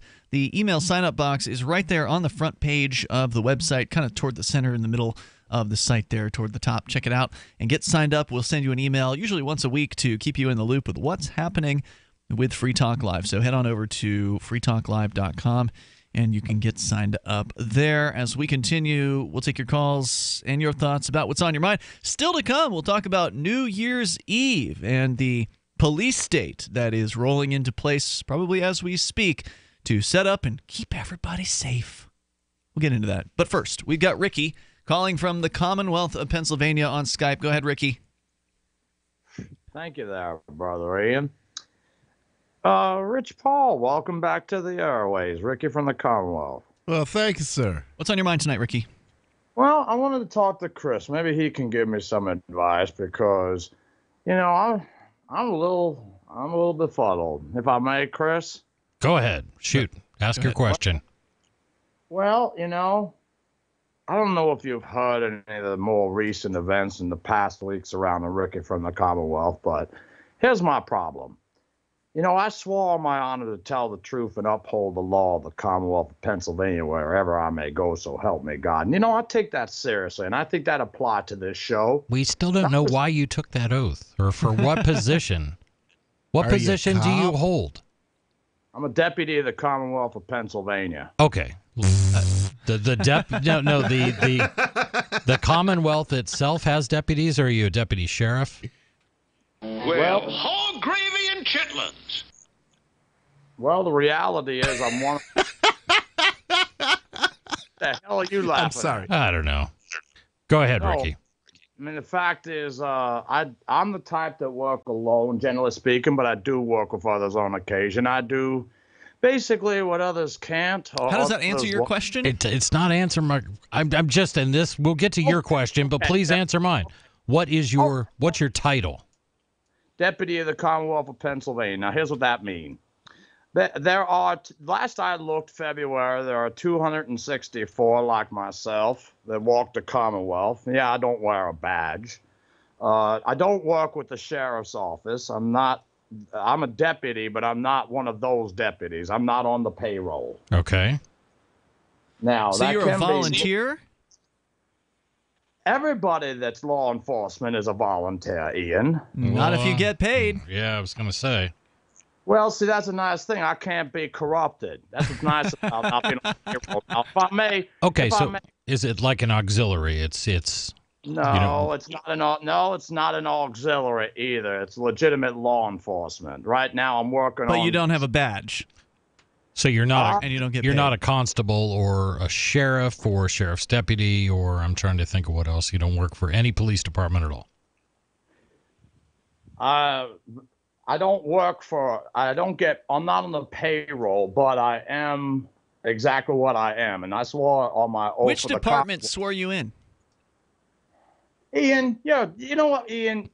I don't know what you talk. See, here's the thing. You got to understand. There are some things. Hey, what's going on here? Okay. It's kind of like this. Imagine somebody that's like Dirty Harry that's not so dirty. People like me serve a purpose in the Commonwealth. You can't answer a simple question, Ricky. I mean, I just poked a hole right in your big claim. No, I mean, I get where Ricky's coming from. And I mean, honestly, I favor citizens militias. I think every town ought to have one. Is that what he's talking about? But if but I'm trying to find out if it's something like that, or if it's like I was sworn in by the court to do this one thing. It's just something, despite my, my living in Pennsylvania, I've never heard of. I've been trying to figure this out. And you were like a right winger back when you were doing that, right? Yeah, big time. So you would have heard about something. Well, no, maybe there's something I haven't. That's why I'm asking Ricky questions. It's my curiosity. So go ahead, Ricky. I'm sorry. Clear it up for you.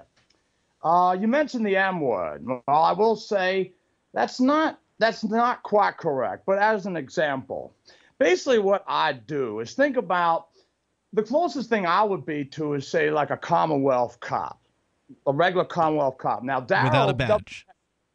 Without a badge. Now, the reason why, because of things that I do. Now, the fact of the matter is, Darryl actually himself over a year ago, it's oddly enough, at the beginning of August, talked about someone that was exactly like myself, that didn't wear a badge in Philadelphia, that got shot in the back, that was messing with a car.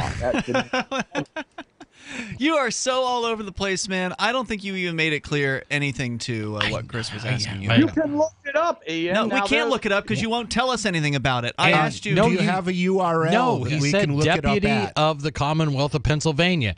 I am Googling Deputy of the Commonwealth, What and are you finding? I get Deputy Secretary salaries. Yep, I get the Deputy Secretary of Administration for PennDOT. Game Commission. Go ahead. Okay. Now, did you get sworn in, Ricky? Yes. Who swore you in? I'm not going to say exactly what county, but well, I will you don't say. Go ahead. What are you going to say? The level of secrecy in this organization is a little bit bewildering. The parole officer swore you into this role. Now, Ian, can I ask you a question? Would you on the air answer personal questions like how long your wiener is, as an example? We're not talking about me. We're talking about you. You're the one calling in making a claim. I didn't call in to say I had a large penis, but you were the one who called in to claim that you were a deputy of the Commonwealth of Pennsylvania. So we're asking you questions about that, which you're refusing to answer. Though I have heard it's magnificent. Thanks for the call. Appreciate it. Oh, man. I felt like we were making progress. Like, it was that close to finding out what's going on. See, that dog is lower than a snake full of buckshot. Okay, where are those sounds coming from? I didn't know if that was on his end or on our end. That's our end. So we got to catch you back up here, Rich. Ricky, this guy that just called in, for listeners that are unfamiliar, he calls every night. I mean, almost every single night without fail. And is he completely out of his mind? He is out of his mind enough to the point where you can't understand a word the man says most of the time. Like, words come out of his mouth, you can understand their words, but you can't really put them together in any kind of coherent, understandable structure. And over the, I don't know, couple years or so that he's been calling the show, he's changed his accent, apparently, recently. That's within, like, the last 2 or 3 months. He's started to channel the ghost of Jefferson Davis, the former president of the Confederate States of America. And it was recently where he actually said that he was Jefferson Davis, and he started to adopt this very southern kind of drawl. And so we've sort of likened him to Foghorn Leghorn, the accent that he's been he was using. reminding me of Deputy Dog. Yeah. But well, the deputy thing he doesn't mention every time he calls. But it's just been really odd because he used to sound to me like the kind of backwoods guys I knew in Pennsylvania. You know, that was just, it was Ricky from the Commonwealth, okay. And now it is this weird persona that he's adopted. A Southern gentleman. He's called to say that he'll like get the old Southern battle flag and wrap it around him and then walk downtown open carrying. I mean, how much of it's true, I don't know, but he's a character. Wow. So there you go. So we've been playing Foghorn Leghorn sound effects just because it's amusing. Because he sounds like Foghorn Leghorn. He does. Yeah. Let's go to Lumpy. Lumpy is on the line calling us from, I believe, Massachusetts. Lumpy, are you there? It's the Commonwealth of Massachusetts. Yes, it is. What's on your mind, dude? Only angry people get deputized. There you go. It's bad when you claim to be a deputy and you can't say whose. Right. Top secret. Because a deputy is like an assistant. Well, an assistant what? whom? For whom? To the general manager. Lumpy, what were you calling about, man? I just wanted to call in and say, welcome back, Rich Paul. Welcome home.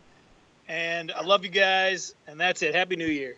Well, thanks, bro. man. Hey, are you who I think you are? Did we smoke some ganja in a hotel in Ann Arbor? We smoke shitloads Oh, of you fresh. can't say that on the radio. Can't We're say gonna that have to on dump the your call. We're radio. sorry, we're doing a radio show there. You can't say the S word. I but didn't yes, do it. That's a former Keene mover, one of the earliest movers. That's who to the I Keene thought he area, was. Who hopefully will be coming back to Keene. We're starting to see some people indicate that they might be coming back, which is nice. Because if some of the people who had moved here and left would come back, we'd have double the numbers. Oh, yeah. Oh, yeah. It would be like the Swans returning to Capistrano. It would rock. All right, toll-free number here. We got a full hour to go on the live Saturday edition of Free Talk Live. You may join us toll-free at 855-450, free like freedom. That's 855-450-3733. Coming up here tonight, we still can talk about the security situation there that they're going to be rolling into New York City's Times Square tomorrow night. Also, Big Brother in China, some disturbing data mining perhaps going on there. Chris might tell us about that if we get the chance. It's about time something new came along for better selling and buying online. And I found it. What now, Marge? It's buysellmakeoffer.com. Never heard of it. It's a brand new company. That's why you've never heard of it. It's the newest and best way to sell any products online. I did all the research. Sell my car? Yes. Our home? Yep. My golf bag? Your golf clubs. All of them. How about your purse collection hoard? Hey, now. You said any product. Right. I did. We get 30 days free. Really? Packages starting from only $9.95. And buysellmakeoffer.com will never charge item fees ever. Never. And this is cool. Listen to this. You can even use Skype or video to show your items. That's cool. Yes. All we have to do is go to the website, sign up, and then load our stuff to sell. I love this site. Buysellmakeoffer.com. Buysellmakeoffer.com. You got it? Buysellmakeoffer.com. Buysellmakeoffer.com. Better selling, better buying.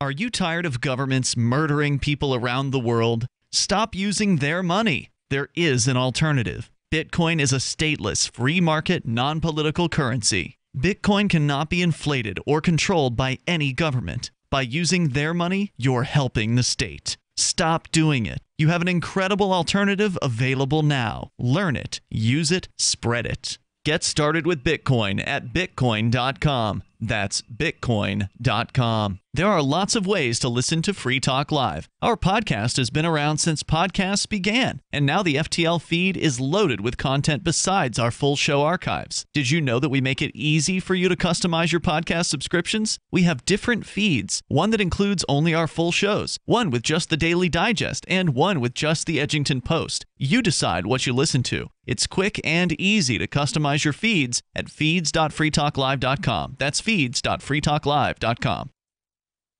You're listening to the live edition of Free Talk Live. Hour number 3 is next after the news here on the Liberty Radio Network at LRN.FM. From Keene in the Shire, the Liberty Media capital of the world, this is Daryl W. Perry, host of FPP Radio News for Saturday, December 30th, 2017. Silver is trading at $16.93 per ounce. Gold is valued at $1,302 per ounce. Bitcoin is trading at 13.4 cents, and the average price of Bitcoin is $13,002. Antiwar.com reports weeks after the fact, President Trump's declaration that Jerusalem is the capital of Israel continues to fuel massive protests, with thousands of Palestinians continuing to take to the streets on Fridays to condemn the declaration. For the fourth straight week, protests erupted in force after Friday's prayers, and for the fourth straight week, the Israeli military responded by declaring them rioters and then conducting a violent crackdown. Some 56 Palestinians were wounded, and while there were protests across Palestine, most of the casualties were on the Gaza Strip border, where even though the Palestinians were inside Gaza and the Israeli troops were inside Israel, troops shot dozens of instigators in what they claimed was self-defense. The injuries, as with last week, were predominantly people hit with live ammunition, reflecting the Israeli military's quick abandonment of non-lethal rounds at the protest in favor of just using standard bullets. You can support FPP Radio by shopping online. Whether you're looking for precious metals, bitcoins, or books, you'll find that and more at shop.fppradio.com. Every purchase you make from one of my affiliates, like Namecheap and Amazon, at shop.fppradio.com helps fund FPP Radio. Or you can shop directly from FPP with Bitcoin in the Bitcoin store. That's shop.fppradio.com. UPI reports a fire in a New York City apartment building that killed 12 people, including 4 children under the age of 7, appears to have been caused by a child playing with a stove, according to officials. New York City Mayor Bill de Blasio's office identified the possible cause of the city's deadliest fire tragedy in more than 25 years, with the mayor saying, "What we think at this point is that it unfortunately emanated from an accident, a young child playing with a stove on the first floor of the building. It does not appear that there was anything problematic about the building or the fire safety in the building. It seems like a horrible, tragic accident." In addition to those who were killed, 4 people were critically injured in the blaze. Authorities are trying to determine whether a natural gas leak outside the building fueled the flames, as it was shut down in May due to a leak. For over 40 years, Roberts & Roberts Brokerage has been a trusted source for buying and selling precious metals. Gold, silver, platinum, and palladium. They don't feed the banks. They're Bitcoin preferred and have removed the minimum purchase amount for all orders paid in the digital currency. Call Roberts & Roberts Brokerage today for knowledgeable advice on buying and selling precious metals and a forward-thinking approach to new technologies. 800-874-9760 or visit online at rrbi.co.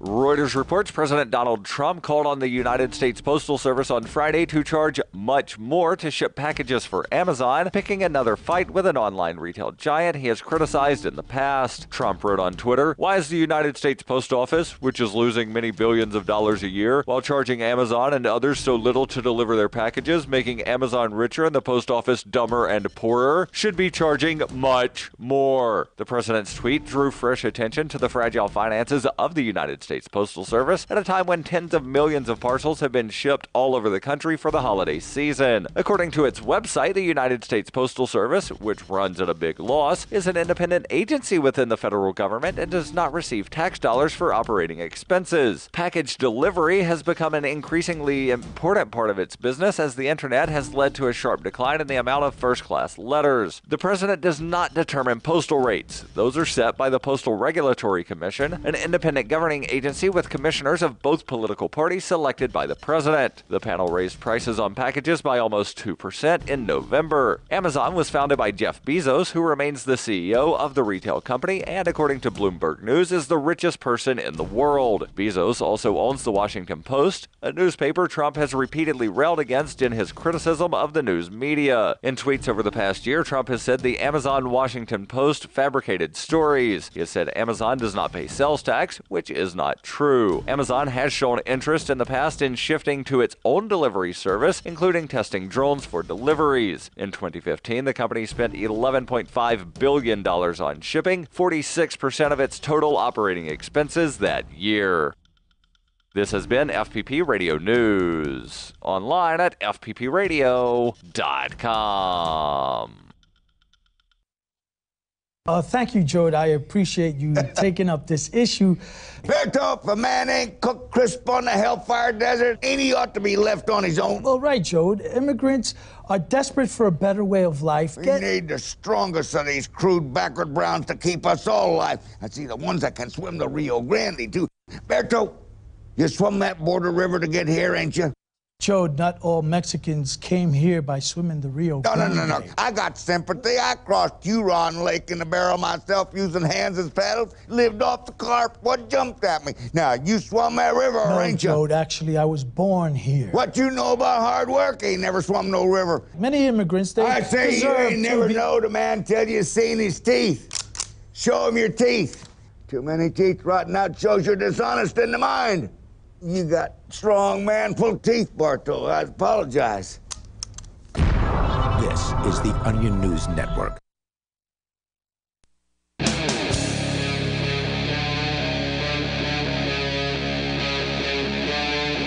Free Talk Live. Free Talk Live, launching into the third hour of the program. As always, you can dial in toll-free here at 855-450. Free like freedom. That's 855-450-3733. And you can join us online as well. You can call in actually on Skype. Our Skype username is lrn.fm. The toll-free number here tonight is 855-450-FREE. With you tonight, you've got Ian. Rich Paul. And Chris. We're going back to your phone calls and thoughts. First up, it's Mike in Myrtle Beach listening to WRNN. Hello there, Mike. Hello there. Hey, you're on the air. You guys are talking about Bitcoin before. We've talked a lot about Bitcoin. Bitcoin. Get your Sure. opinion on Ripple, which is now the second highest market cap for the cryptocurrencies. Sure is. It passed $100 billion. The first time that I know of that any other altcoin, any competitor to Bitcoin, has passed that $100 billion mark, because Bitcoin itself only passed $100 billion back in June. Yep. So, I mean, this is a huge accomplishment for Ripple.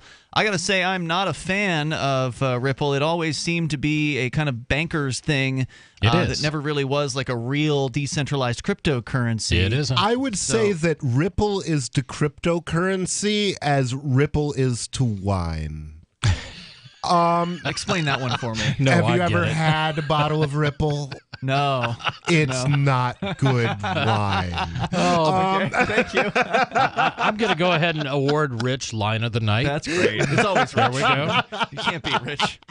But no, the bankers want to sell us out. They sell us out every chance they get. They hate cryptocurrency. They spy on us for the government. And this is even before the advent of cryptocurrency. When I say us, I mean the American people, because the bankers operate within a government-regulated, government-formed cartel. Yep. Okay? They exist. They are wealthy because the government makes them wealthy. They give them the power and to issue money. They love the state. They have a license to print money. Right. So are they going to run a good cryptocurrency? No, they're not. You might be able to make money at certain points by investing in Ripple. Sure, and I will people say have. that I have owned Ripple from time to time.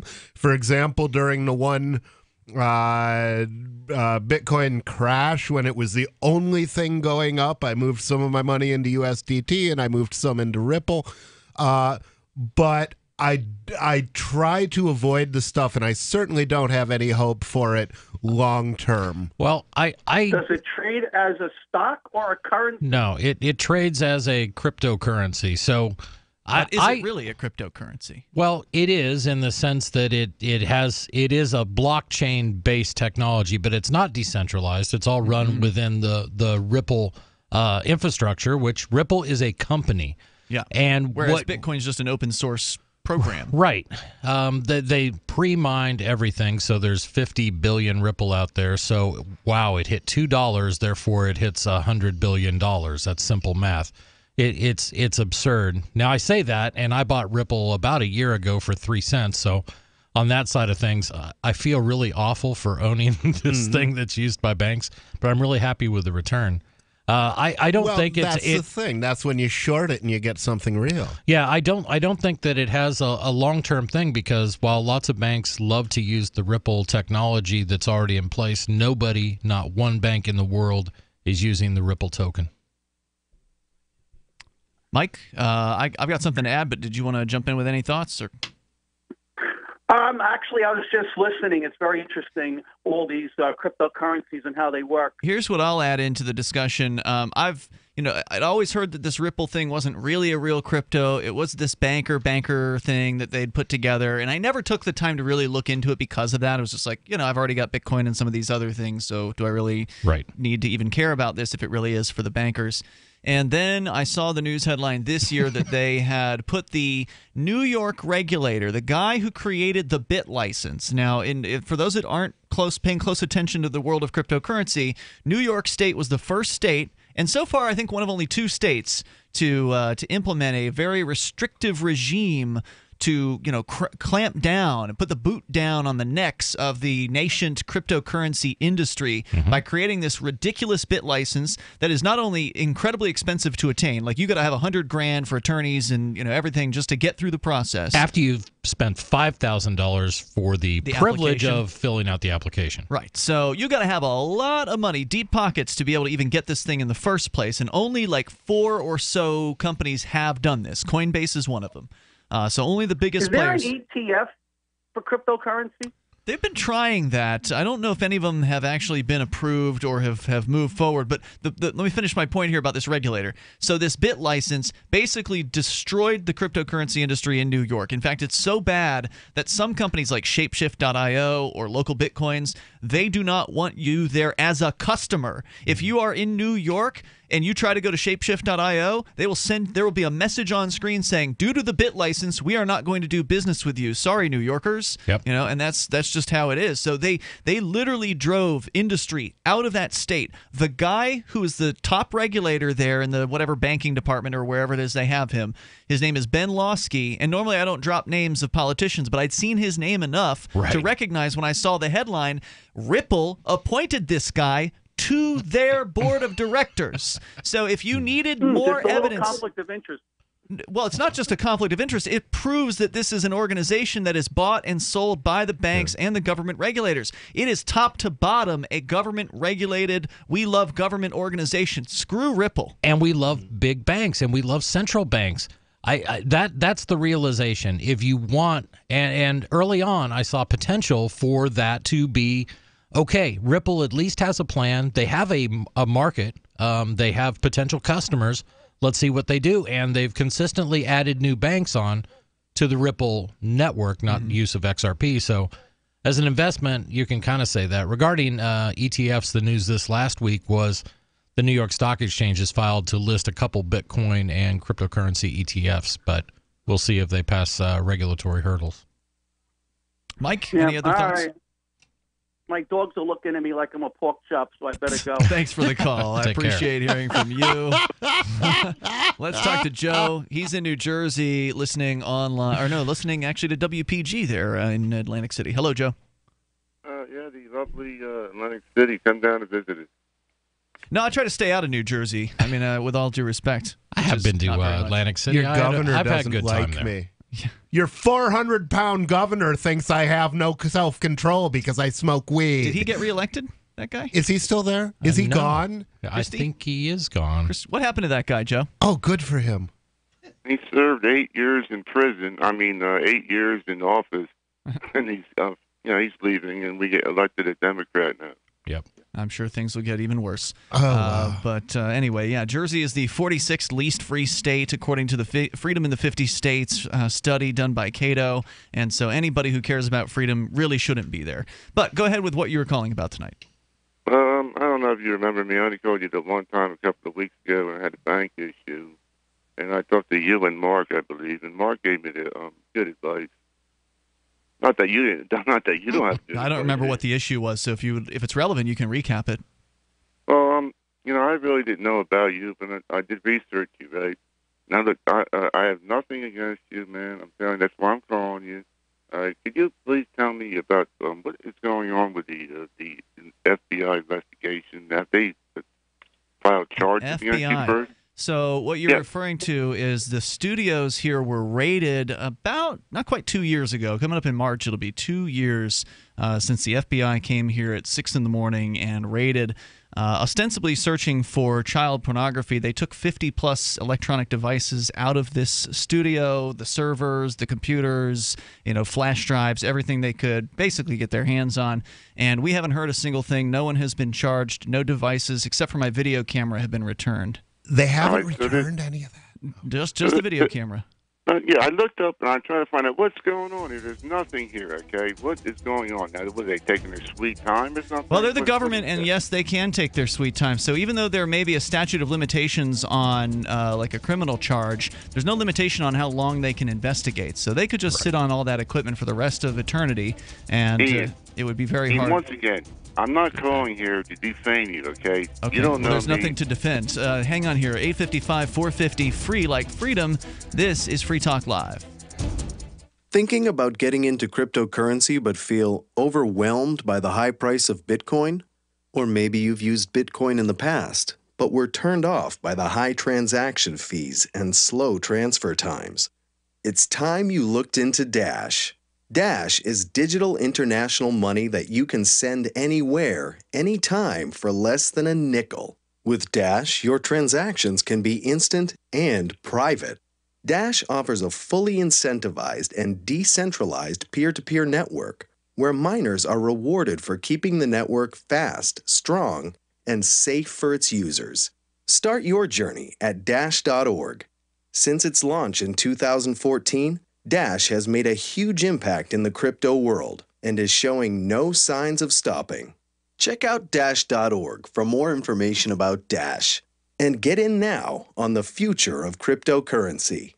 Dash.org. Cryptocurrencies are successful because of good technology. The liberty-loving voluntarists who founded Zencash in 2017 took the best tech, like zero-knowledge anonymity and decentralized autonomous organizations, and are creating a secure platform for money, messages, and media that can be sent to anyone, anywhere in the world. Zencash is a cryptocurrency dedicated to peace, anonymity, and decentralization. Find out more at zencash.com. That's zencash.com. The Bitcoin.com wallet is a simple and powerful full-featured Bitcoin Cash and Bitcoin Core wallet that allows you to send and receive either currency with anyone, anywhere in the world. The Bitcoin.com wallet supports both single and multi-signature wallets and is available in multiple languages. Download the Bitcoin.com wallet for easy and secure access to your Bitcoin Core and your Bitcoin Cash.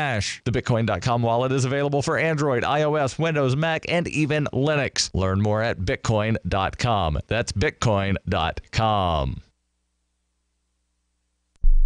If you're looking for work, the person you are applying to is probably so swamped with applicants that he or she is tough to reach. So call early in the day, before 8 a.m., before the palace guards arrive. You'll need your prospect's direct number, and here's a sneaky way to get it. Suppose the company's main number is 555-5000. You should call 555-5012. When someone says, "Good morning, Pam Johnson," you should innocently say, "Oops, somebody here must have written this down wrong. I was calling for Tom Frederick. What's his direct number?" If the very next thing you hear isn't Pam giving you Tom's number, it may be, "Good morning, Tom Frederick." For more tips for job seekers and getting better results in all your day-to-day communication, hit survivalspeech.com. I'm Holland Cook. The three most important things you can do for Free Talk Live are: 1, share one episode a week on Facebook or in some other social networking site. 2, buy the things you buy online through shop.freetalklive.com. 3, give $5 a month to the AMP program. It's my firm belief that Free Talk Live's AMP program is the best use of your charitable dollar among liberty-oriented organizations. Support all the organizations you love, but make sure you give $5 a month to AMP at amp.freetalklive.com.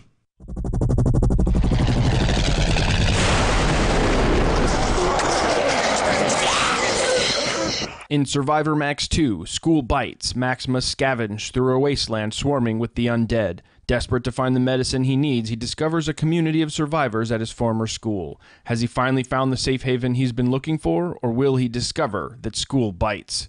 Look for Survivor Max on Facebook, read reviews on Amazon, and read Chapter 1 at survivormax.com. You can sign up to receive the latest about the Liberty Radio Network via our email updates at updates.lrn.fm. That's updates.lrn.fm.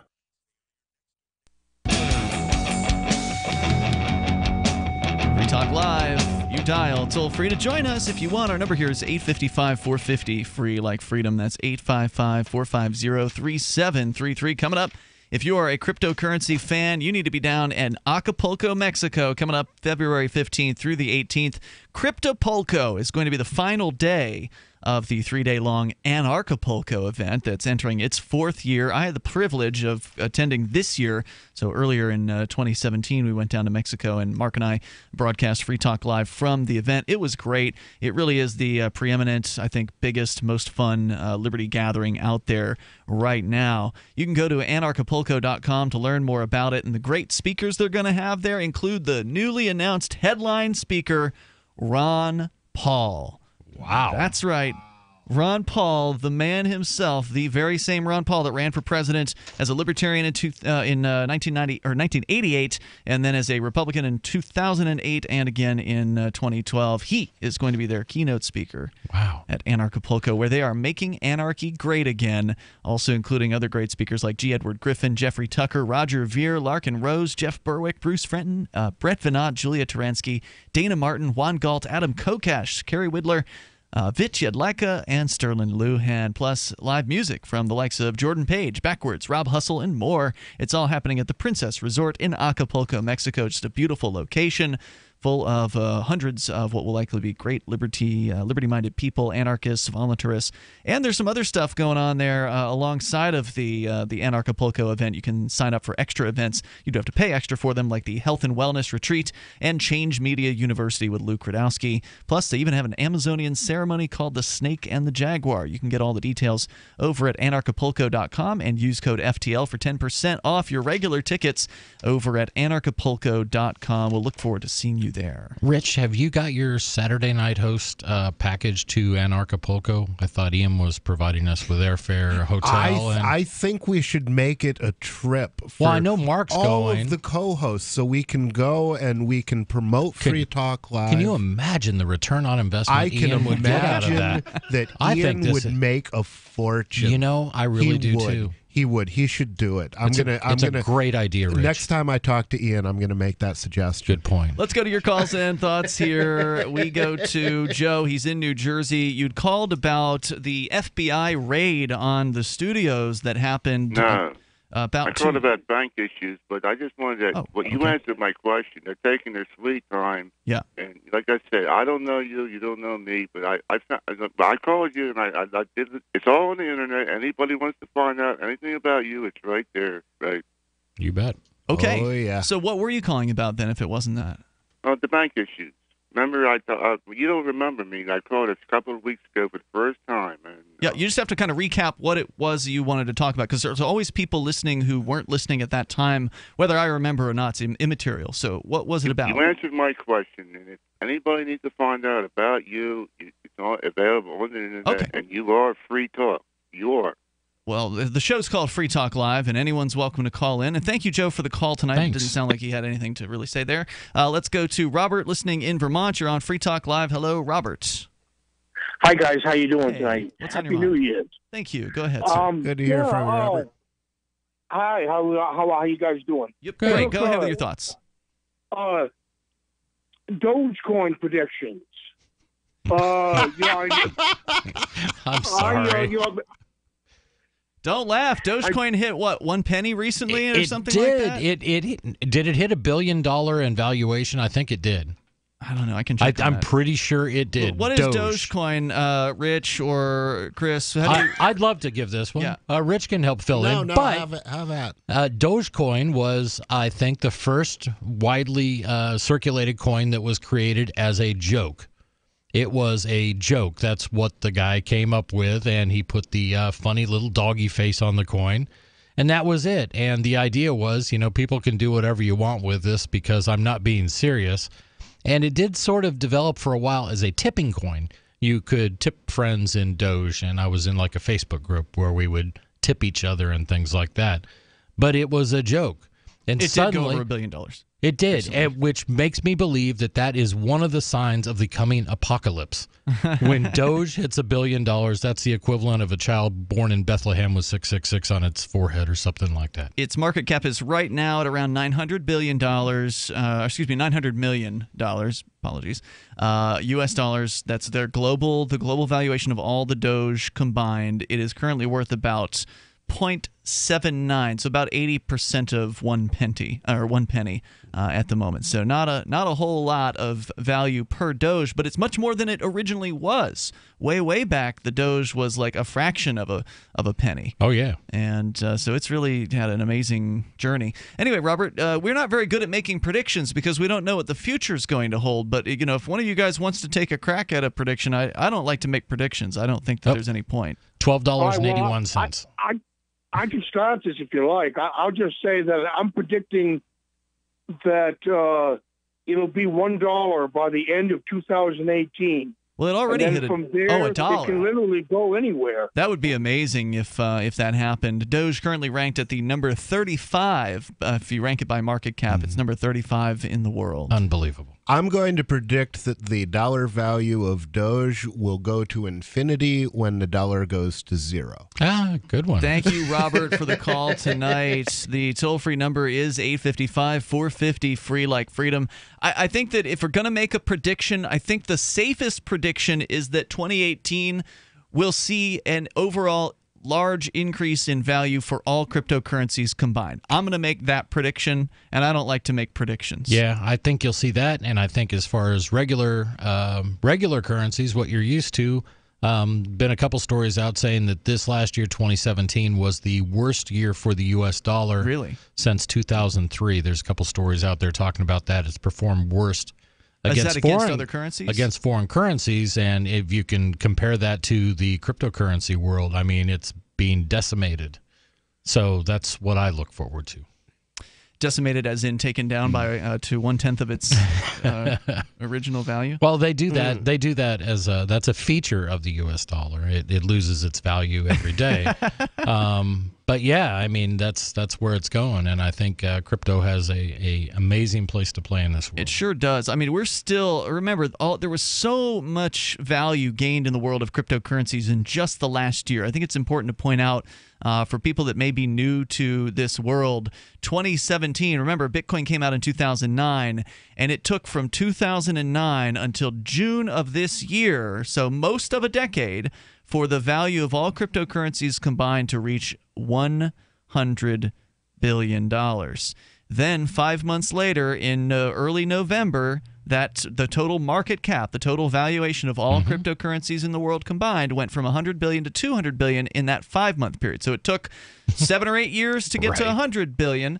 5 months to get to $200 billion. It then took 3 weeks, I think, to the toward the end of November to hit $300 billion. It was like the 3rd to the 26th of November. It then hit $400 billion in a matter of 10 days after that, and then 6 days later it hit $500 billion. 4 days later it hit $600 billion, and it's been stagnant at around $600 to $500 billion. It's been sort of fluctuating in that $600 to $500 billion range since the middle of December.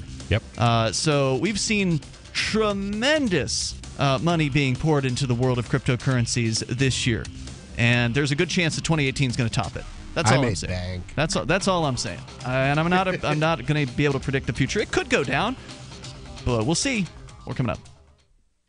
Water is the single most important thing your body needs, so you want to be sure it's the best for you and your family. Since 2005, thousands have depended on Berkey purified water. The Berkey Guy provides the lowest priced filtration systems in every size for incredibly delicious water now and in an emergency. Get to GoBerkey.com or call 877-886-3653. 877-886-3653. GoBerkey.com. This is Dan Pilla. Do you owe the IRS money you can't pay? Are tax debts crippling you? I've defended people from the IRS for over 30 years. I've helped thousands, and I can help you too. I wrote the book on IRS settlement, and I'm telling you, there's no such thing as a hopeless case. Call 800-34-NO-TAX to finally get free of IRS debt. With the IRS's new programs, there's never been a better time to solve your problem. Call 800-34-NO-TAX. That's 800-34-NO-TAX, or my website, danpilla.com. Free Talk Live. What's the difference between a stoplight and a school bus? A stoplight is a light, and a school bus is a school bus. Full of children. Right. So That's a good The light lad. doesn't have any kids in it. That's what you call a derelict, educated derelict.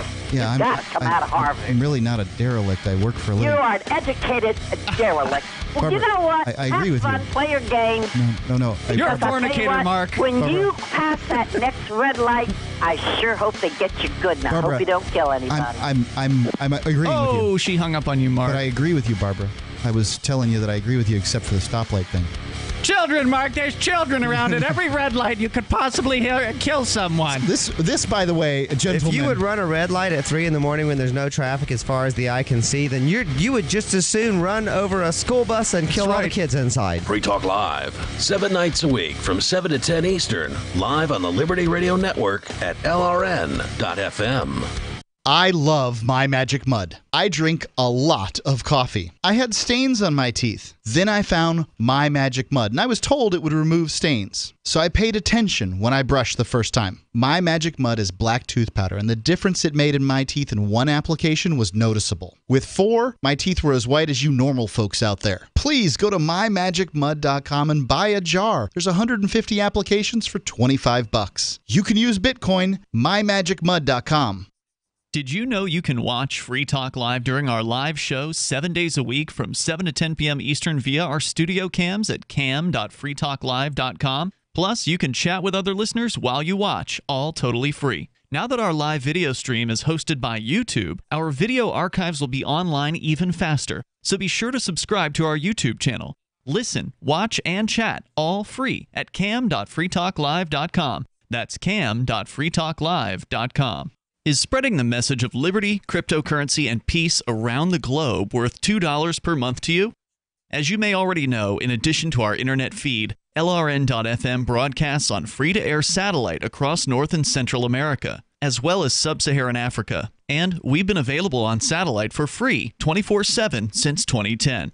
The LRN.FM free-to-air satellite signal is reaching some of the most oppressive regimes in the world, and there's no doubt our ideas are making an impact. You can learn more about the channel's impact by watching the 3-minute video at fund.lrn.fm. If you'd like to help free minds globally with our ideas of liberty, cryptocurrency, and peace, you can donate as little as $2 per month via fund.lrn.fm. You can help us continue and expand our satellite broadcast to multiple continents. Visit fund.lrn.fm today, and thank you for your help. Don't forget to share the link on social media. That's fund.lrn.fm. What's up next? Visit the Liberty Radio Network program guide to find out at shows.lrn.fm. That's shows.lrn.fm.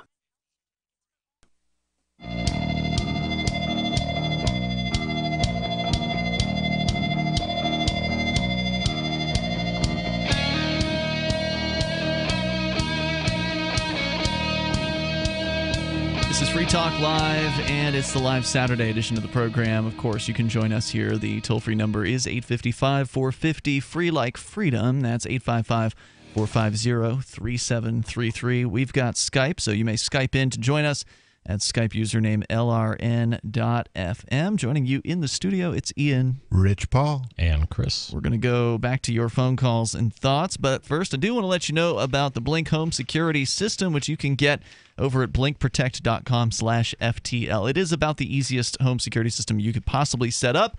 And that's because there are no wires that run to the cameras. They're all wireless, and it even comes with the batteries right there in the box. So you pop the batteries in, you set it all up via your Wi-Fi-based device like a smartphone or tablet, and you've literally got your home security set up within minutes of you unpacking it. It's super easy to do.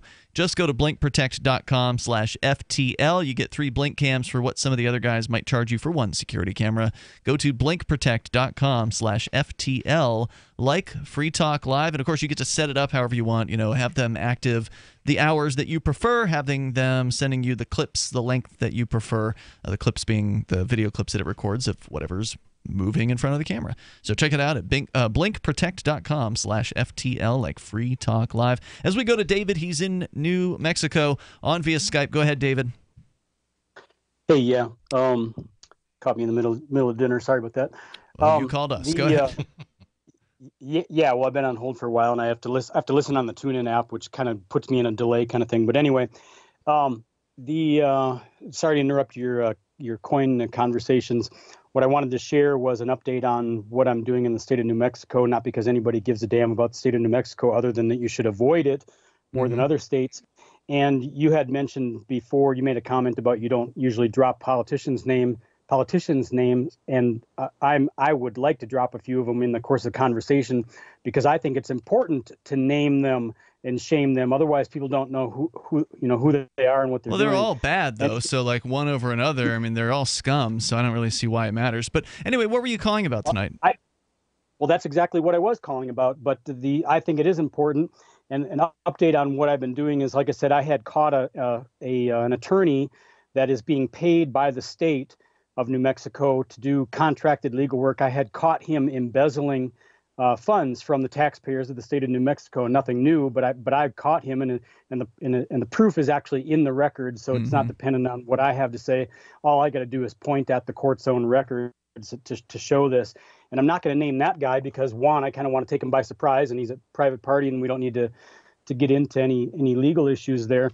But the recent thing is the previous state auditor. I've contacted many different departments. I've contacted the FBI on this, and I've contacted New Mexico State Police, and I've contacted the Attorney General of the state of New Mexico, and I've contacted the state auditor. Any interested party, and the courts themselves should be interested. I contacted them, and of all of those so far, the only ones that have shown any interest are the auditor of the state of New Mexico, and not the Tim Keller, the guy that's now mayor. I notified him months ago about this, and I got no interest whatsoever from the auditor under Tim Keller. But when he left to go to mayor, a guy named Wayne Johnson replaced him, and I called up and reported it again. And the very next day, Wayne Johnson himself called me personally to begin discussing the situation, and so that's in the process. And the point is, so you actually found some bureaucrat who is interested, at least pretending to be interested in the person that you caught doing some naughty stuff in the government? The answer is yes. And one more tip for people out there trying to hold their government accountable is that I have called Wayne Johnson on the carpet, just like everybody else, every other politician in the state of New Mexico on the carpet going back 10 years. And the point is, he may be calling me back just because he's known me going back a ways, and not in a cordial way, because I've taken him to task. So you're saying the squeaky wheel gets the oil in your case? I think that's part of it, and I also think that it pays to contact people and hold them accountable before they reach higher office. When they're down at a lower level, when they actually don't feel like God yet, and they'll actually return your call and deal with you, and that relationship possibly carries some weight when they do reach, senator, congressman, mayor, governor, whatever. And just so be careful. Just be careful. Sometimes the squeaky wheel gets greased. Thanks for the call tonight, David. Thanks, the toll-free number here is 855-450-FREE. That is definitely true. You don't have to look at too many examples in history to see that that's the case. Yeah, in Michigan, the woman who was suing the city of Flint over the government failure to produce water, yeah, she just got whacked. Really? Yeah, she was shot in her home. They unsolved, of course. Wow. Right. Jeez. It's easy to dismiss a lot of these as conspiracy theories, but yeah, I think everybody, if you're going to be honest, well, that's not a conspiracy theory. No. Chick's dead. Yeah. No. If you're going to be honest with yourself, how many of these do you need to occur before you start saying maybe there's something to this? You can look at any government. How about, are you guys aware of how many people survived the Nevada shooting and have died hotel since? Yeah. A lot of the survivors have died in various ways since then. A lot of the very public ones. Yeah, and it's kind of... What's that all about? I don't know, but I'll tell you what. I listened to I watched the video of the shooting, and you could clearly hear on the video that I saw, now it could have been doctored, but you could clearly hear two different weapons firing in different rhythms, sometimes overlapping each other. Now, Chris, so it wasn't are echoes? you able to fire more than one fully automatic weapon at a time? Because I can't do that. You could if you were a movie star and it was all set up, but yeah, Rambo with a couple M60s. The first guy, he's a friend of mine, and he's a veteran in Iraq and Afghanistan, and he was the one guy that, you know, the next morning before anything really broke, he's like, that sounds to me like two guys with bump stocks because the rate of fire was not consistent. Mm-hmm. It sounds like one of them is firing from inside an enclosed location and the other one is firing from out in the open because the guy's been shot at a lot. Mm-hmm.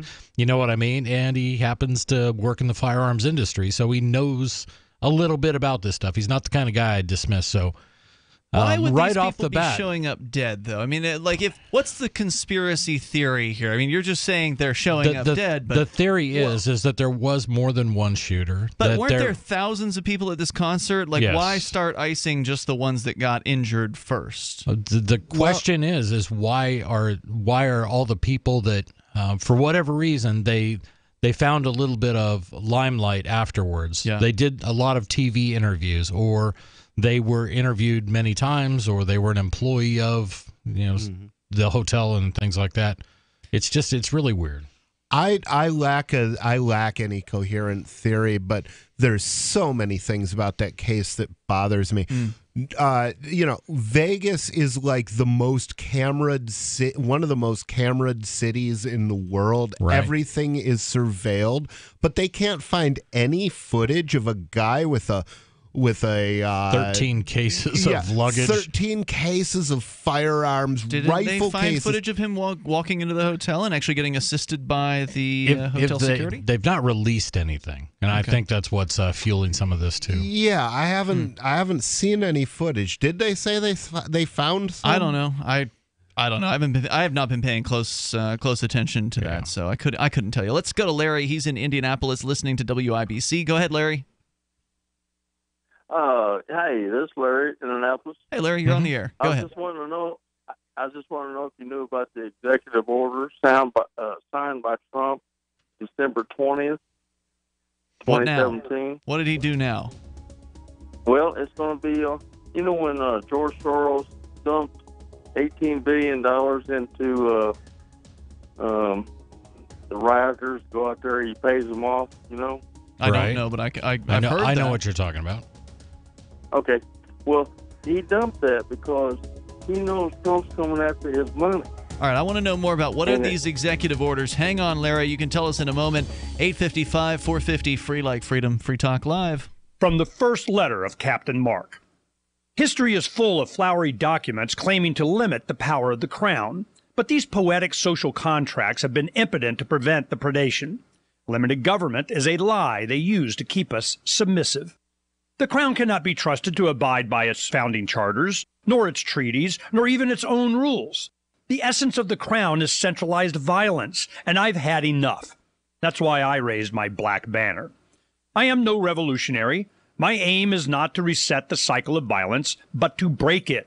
My aim is an evolved society, invisible to the crown, not a new hierarchy, but decentralized networks with no central figure for the crown to target. If you want your servile life, keep it, but we will not submit to the crown's agenda. And when you are ready to stop being its beast of burden, ready for adventure and opportunity, join us at pirateswithoutborders.com. Have you ever wondered who the second person to discover gravity was? When you're in the mood for a treat, would you go to the second best bakery in town? Or how about the name John Breckenridge? Recognize it? If you don't, that's because he came in second to Abraham Lincoln. The firsts are first for a reason. Just how ID Stronghold was the first to create the technology to protect your credit cards from thieves with RFID chip scanners. ID Stronghold products block signals from those scanners, so thieves can't capture your critical data. Get a stronghold on your personal information and protect your family too. Don't settle for the second best wallet. Pick up ID Stronghold wallets for everyone on your list this holiday season. They're the perfect stocking stuffer, with leather wallets starting as low as $20 on Walmart.com, eBay, Amazon, and QVC. Save 10% by using coupon code PRESENT for a limited time. That's coupon code PRESENT only on IDStronghold.com. IDStronghold.com. Hi, I'm Derek J. I don't want a politician to represent me. To me, government is the idea that one group of people can coerce everyone to comply with an edict or face increasing punishments up to and including death. Despite perhaps the most noble of intentions, the best government services are a far cry from what could be provided for by voluntary interactions. Besides, the people who call themselves the government wage wars and put peaceful people in jail for crimes involving no victims. If Starbucks used some of its money to drop bombs, I wouldn't shop there. So why would I support the American empire? The empire does not require my consent. Derek J's Victimless Crime Spree. Watch it for free and order the Director's Cut DVD at victimlesscrimespree.com. That's victimlesscrimespree.com.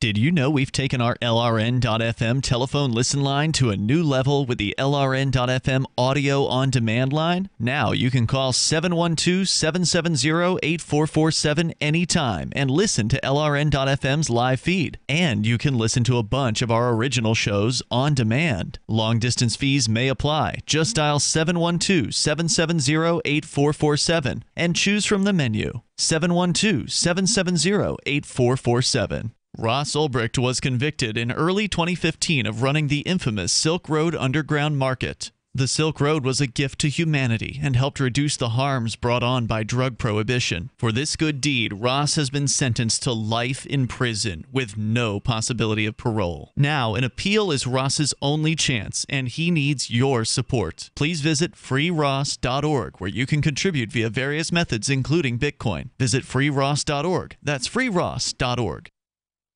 If you enjoy LRN.FM, please contribute to your favorite shows via their websites and become an amplifier at amp.lrn.fm. That's amp.lrn.fm.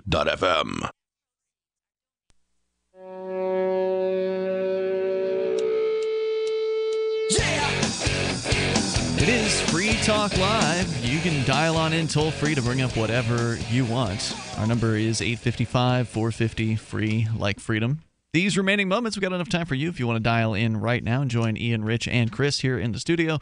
You can also join us online over at freetalklive.com, so please do enjoy the features that you'll find waiting for you there. Once again, that is freetalklive.com. As we continue here, I do want to let you know about Bitcoin.com. If you want to learn about Bitcoin, you've heard about it. You've heard about the amazing price, like right around, I think, $13,000 per Bitcoin today. It's actually down a bit from what it was earlier this week. So it might be a good time to buy, or maybe it'll keep going down. Who knows what's going to happen with the prices in the future? I can't predict those things. But if you do want to learn about Bitcoin, I think it would be an important thing to at least know a little bit about it. Great place to go and do that is Bitcoin.com. Plus, they've also got a Bitcoin news site over at news.bitcoin.com, and they do a good job of keeping up to date on Bitcoin-related news from across the globe. Once again, go to Bitcoin.com as we go to your calls here. Larry, you'd asked if we'd heard about a Trump executive order or set of them that was signed on, you said, December 20th. So what was it that Trump was ordering? Human rights violations, kidnappings, pedophilia. Hold on, Trump. Slavery. Wait, Trump ordered pedophilia and kidnappings? No. No, come on, man. What are you saying? It's an executive order. It's an executive order, okay, against pedophilia, the slavery. Don't they already have laws prohibiting those things? What do you need an executive order for? Right. Well, because they've been violated so bad that now he's going to do something about it. And look, you remember the milk cartons back in the 70s? Kids got on the milk cartons. They had those in the 80s, too. Okay. They still have milk cartons. I know. I know, but kids the kids were getting kidnapped, right? Yeah, sure. And the presidents never did anything about it. Why would the until president Trump. do something about that? A kidnapping is a local problem. Yeah. It's a worldwide problem. Are you kidding me? But well, law the FBI enforcement does tend to take jurisdiction over kidnappings, although the president doesn't do it directly. But if somebody got kidnapped from where I live, I would bring in the local guys to look into that. I wouldn't even think to call the FBI in on a kidnapping. All right, let's say that is what it is. But let's go ahead and continue with your thought. Yeah. Okay. It got so big.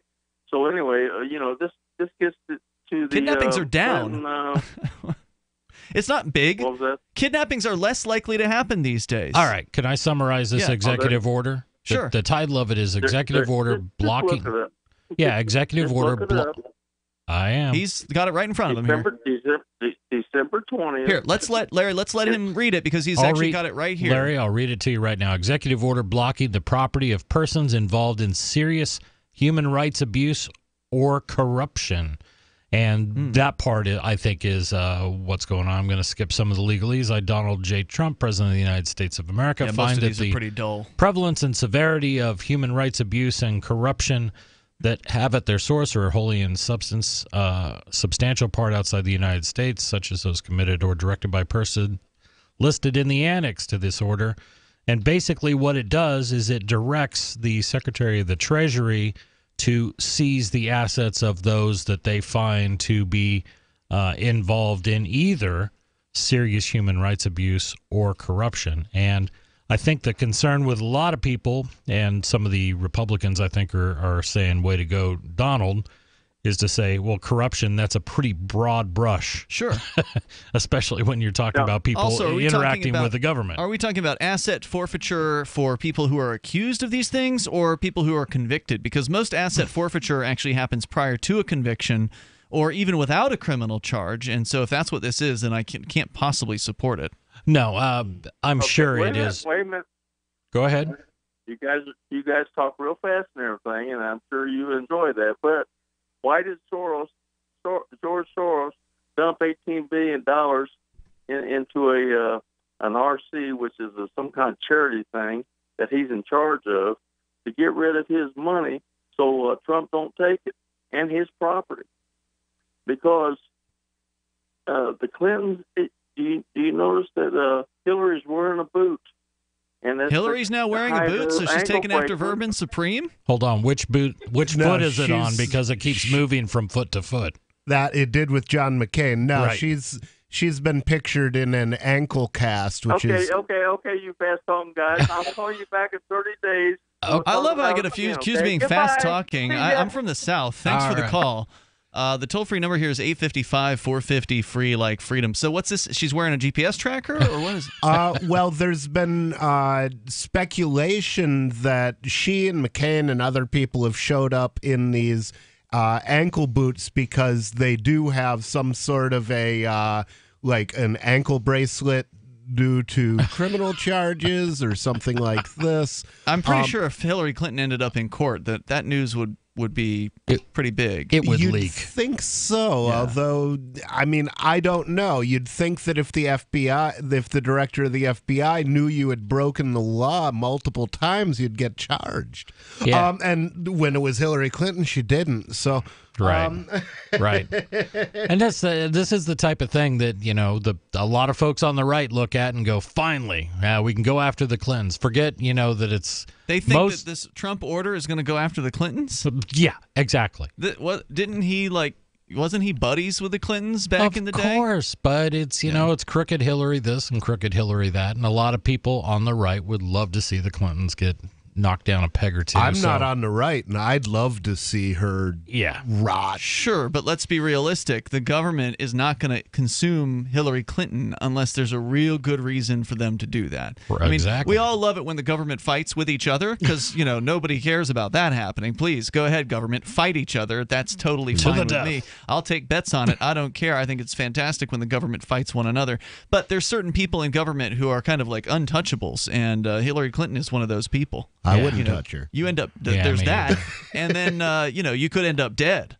Right. There's a lot of you talk about bodies piling up. Oh yeah, Vincent Foster, well, anyone? She is such a wonderful person that people who cross her are so disgusted with themselves, that they will kill themselves, and not just kill themselves, but they'll like kill themselves with 2 shots to the back of the head. Yeah, which or on a railroad track. That you have. It's like seppuku. You have to be motivated to get 2 shots into the back of your own head using your offhand. Using your offhand. Yeah. That was the whole Vincent Foster thing, and then he rolled himself up into a big carpet, I think, and left himself alongside the road in a park. Legit. I actually voted for her husband once. Did you? He was the last Democrat I voted for. I voted for him in 1992, and by 1996, I said, "Oh my God, this is awful," and voted for Harry Brown. So I voted Libertarian for in that election. I voted for Ross Perot, which all my friends told me was in voting 92. for Bill Clinton. 92? Yeah. Okay. Yeah. So you can join us here. Toll-free number 855-450-FREE like freedom. David in San Francisco. I wasn't old enough to vote in Harry's first election, but I was by his second run in the year 2000. So Harry Brown definitely brought me into the libertarian movement, and may he rest in peace. Yeah, he was a great guy. David, you're on Free Talk Live. Go ahead. Yeah, thanks. I heard you talking about Las Vegas, and I honestly haven't kept up with a whole lot of that incident, but it crosses my mind. One of the first things that I knew about Nevada was that they don't have a good healthcare system for the staff and workers down there, and basically the citizenry of Nevada don't have, they're stuck with the same lousy healthcare that the rest of us have. And when you have an incident like that, people shot by strangers, if I remember right, the biggest number of the people who were hit with massive financial losses. And the city didn't take responsibility for it, the state didn't, the county didn't. And when you were talking about early deaths, I'm just wondering whether or not the lousy health care was partially the cause for any of the early deaths of the victims. Well, you had some people that did die in the hospital, but I'm trying to find a correlation between a mass shooting and an allegation that we need to add more money to our healthcare system. Well, that's a pretty cheesy way to phrase it. Well, I mean, if you're standing in a crowd and you're wanting to watch a concert, somebody fires on you with massive, massive firepower, so to speak, and you are starting to be a Scrooge about it? No. What I'm saying is I'm not sure that financial responsibility needs to fall on people that were not there. I apologize if you don't like it, but I'm not a big fan of socialism. Yeah, sorry. No doubt. Thank you for the call tonight, David. Wish we had more time to talk about that issue because it's a big one and we don't have that time. So we'll see you tomorrow online. In the meantime, over at freetalklive.com.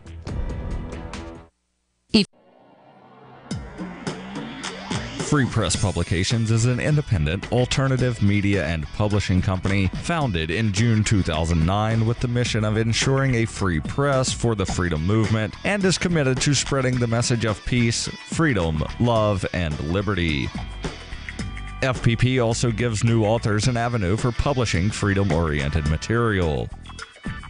FPP brings you daily news and commentary on the website fpp.cc, as well as a daily 5-minute newscast, FPP Radio News, and weekly news, views, and commentary in the FPP Freedom Minute and Peace, Love, Liberty Radio at fppradio.com, and the monthly newspaper FPP News at news.fpp.cc. Find FPP online at fpp.cc. That's fpp.cc, as in Creative Commons. So you've signed the Shire Society Declaration and are planning your move to New Hampshire to be around more liberty-oriented people. Next, sign up for the Shire Society Forum at forum.shiresociety.com. There are a bunch of people there who are already in the Shire, and they want to meet you. If you're already in the Shire physically, you should also come by the forums. Remember, not everyone uses Facebook. New people are signing up for the Shire Society Forum every month, so drop in and say hello at forum.shiresociety.com. If you want to know the latest about Free Talk Live before we go on the air, all you need to decide is how you want it delivered. It's your choice. Visit news.freetalklive.com. You can get emailed announcements and participate in contests via our email updates list. Plus, we have a Twitter account that you can follow and a Facebook page where you can become a fan. So visit news.freetalklive.com to get news about Free Talk Live as soon as it's announced and the way you want it delivered at news.freetalklive.com. That's news.freetalklive.com. This is the Liberty Radio Network, broadcasting the latest liberty-oriented audio content 24 hours a day at LRN.FM. Here's a chance to do a little activism while you're cruising Facebook, Twitter, or Google+. Between the LOL cats, the recipes, the hot girls, and the inspirational sunrise memes, Free Talk Live's posts pass by your newsfeed. Like them, comment. It gives us more exposure. If you don't see our posts, click like at facebook.freetalklive.com and then hover over it to click Get Notifications. It's an easy way to spread the ideas of liberty a bit further. I know you're busy, but you can spare that tenth of a calorie it takes to click on something. facebook.freetalklive.com. Are you tired of governments murdering people around the world? Stop using their money. There is an alternative. Bitcoin is a stateless, free market, non-political currency. Bitcoin cannot be inflated or controlled by any government. By using their money, you are helping the state. Stop doing it. You have an incredible alternative available now. Learn it, use it, spread it. Get started with Bitcoin at bitcoin.com. That's bitcoin.com.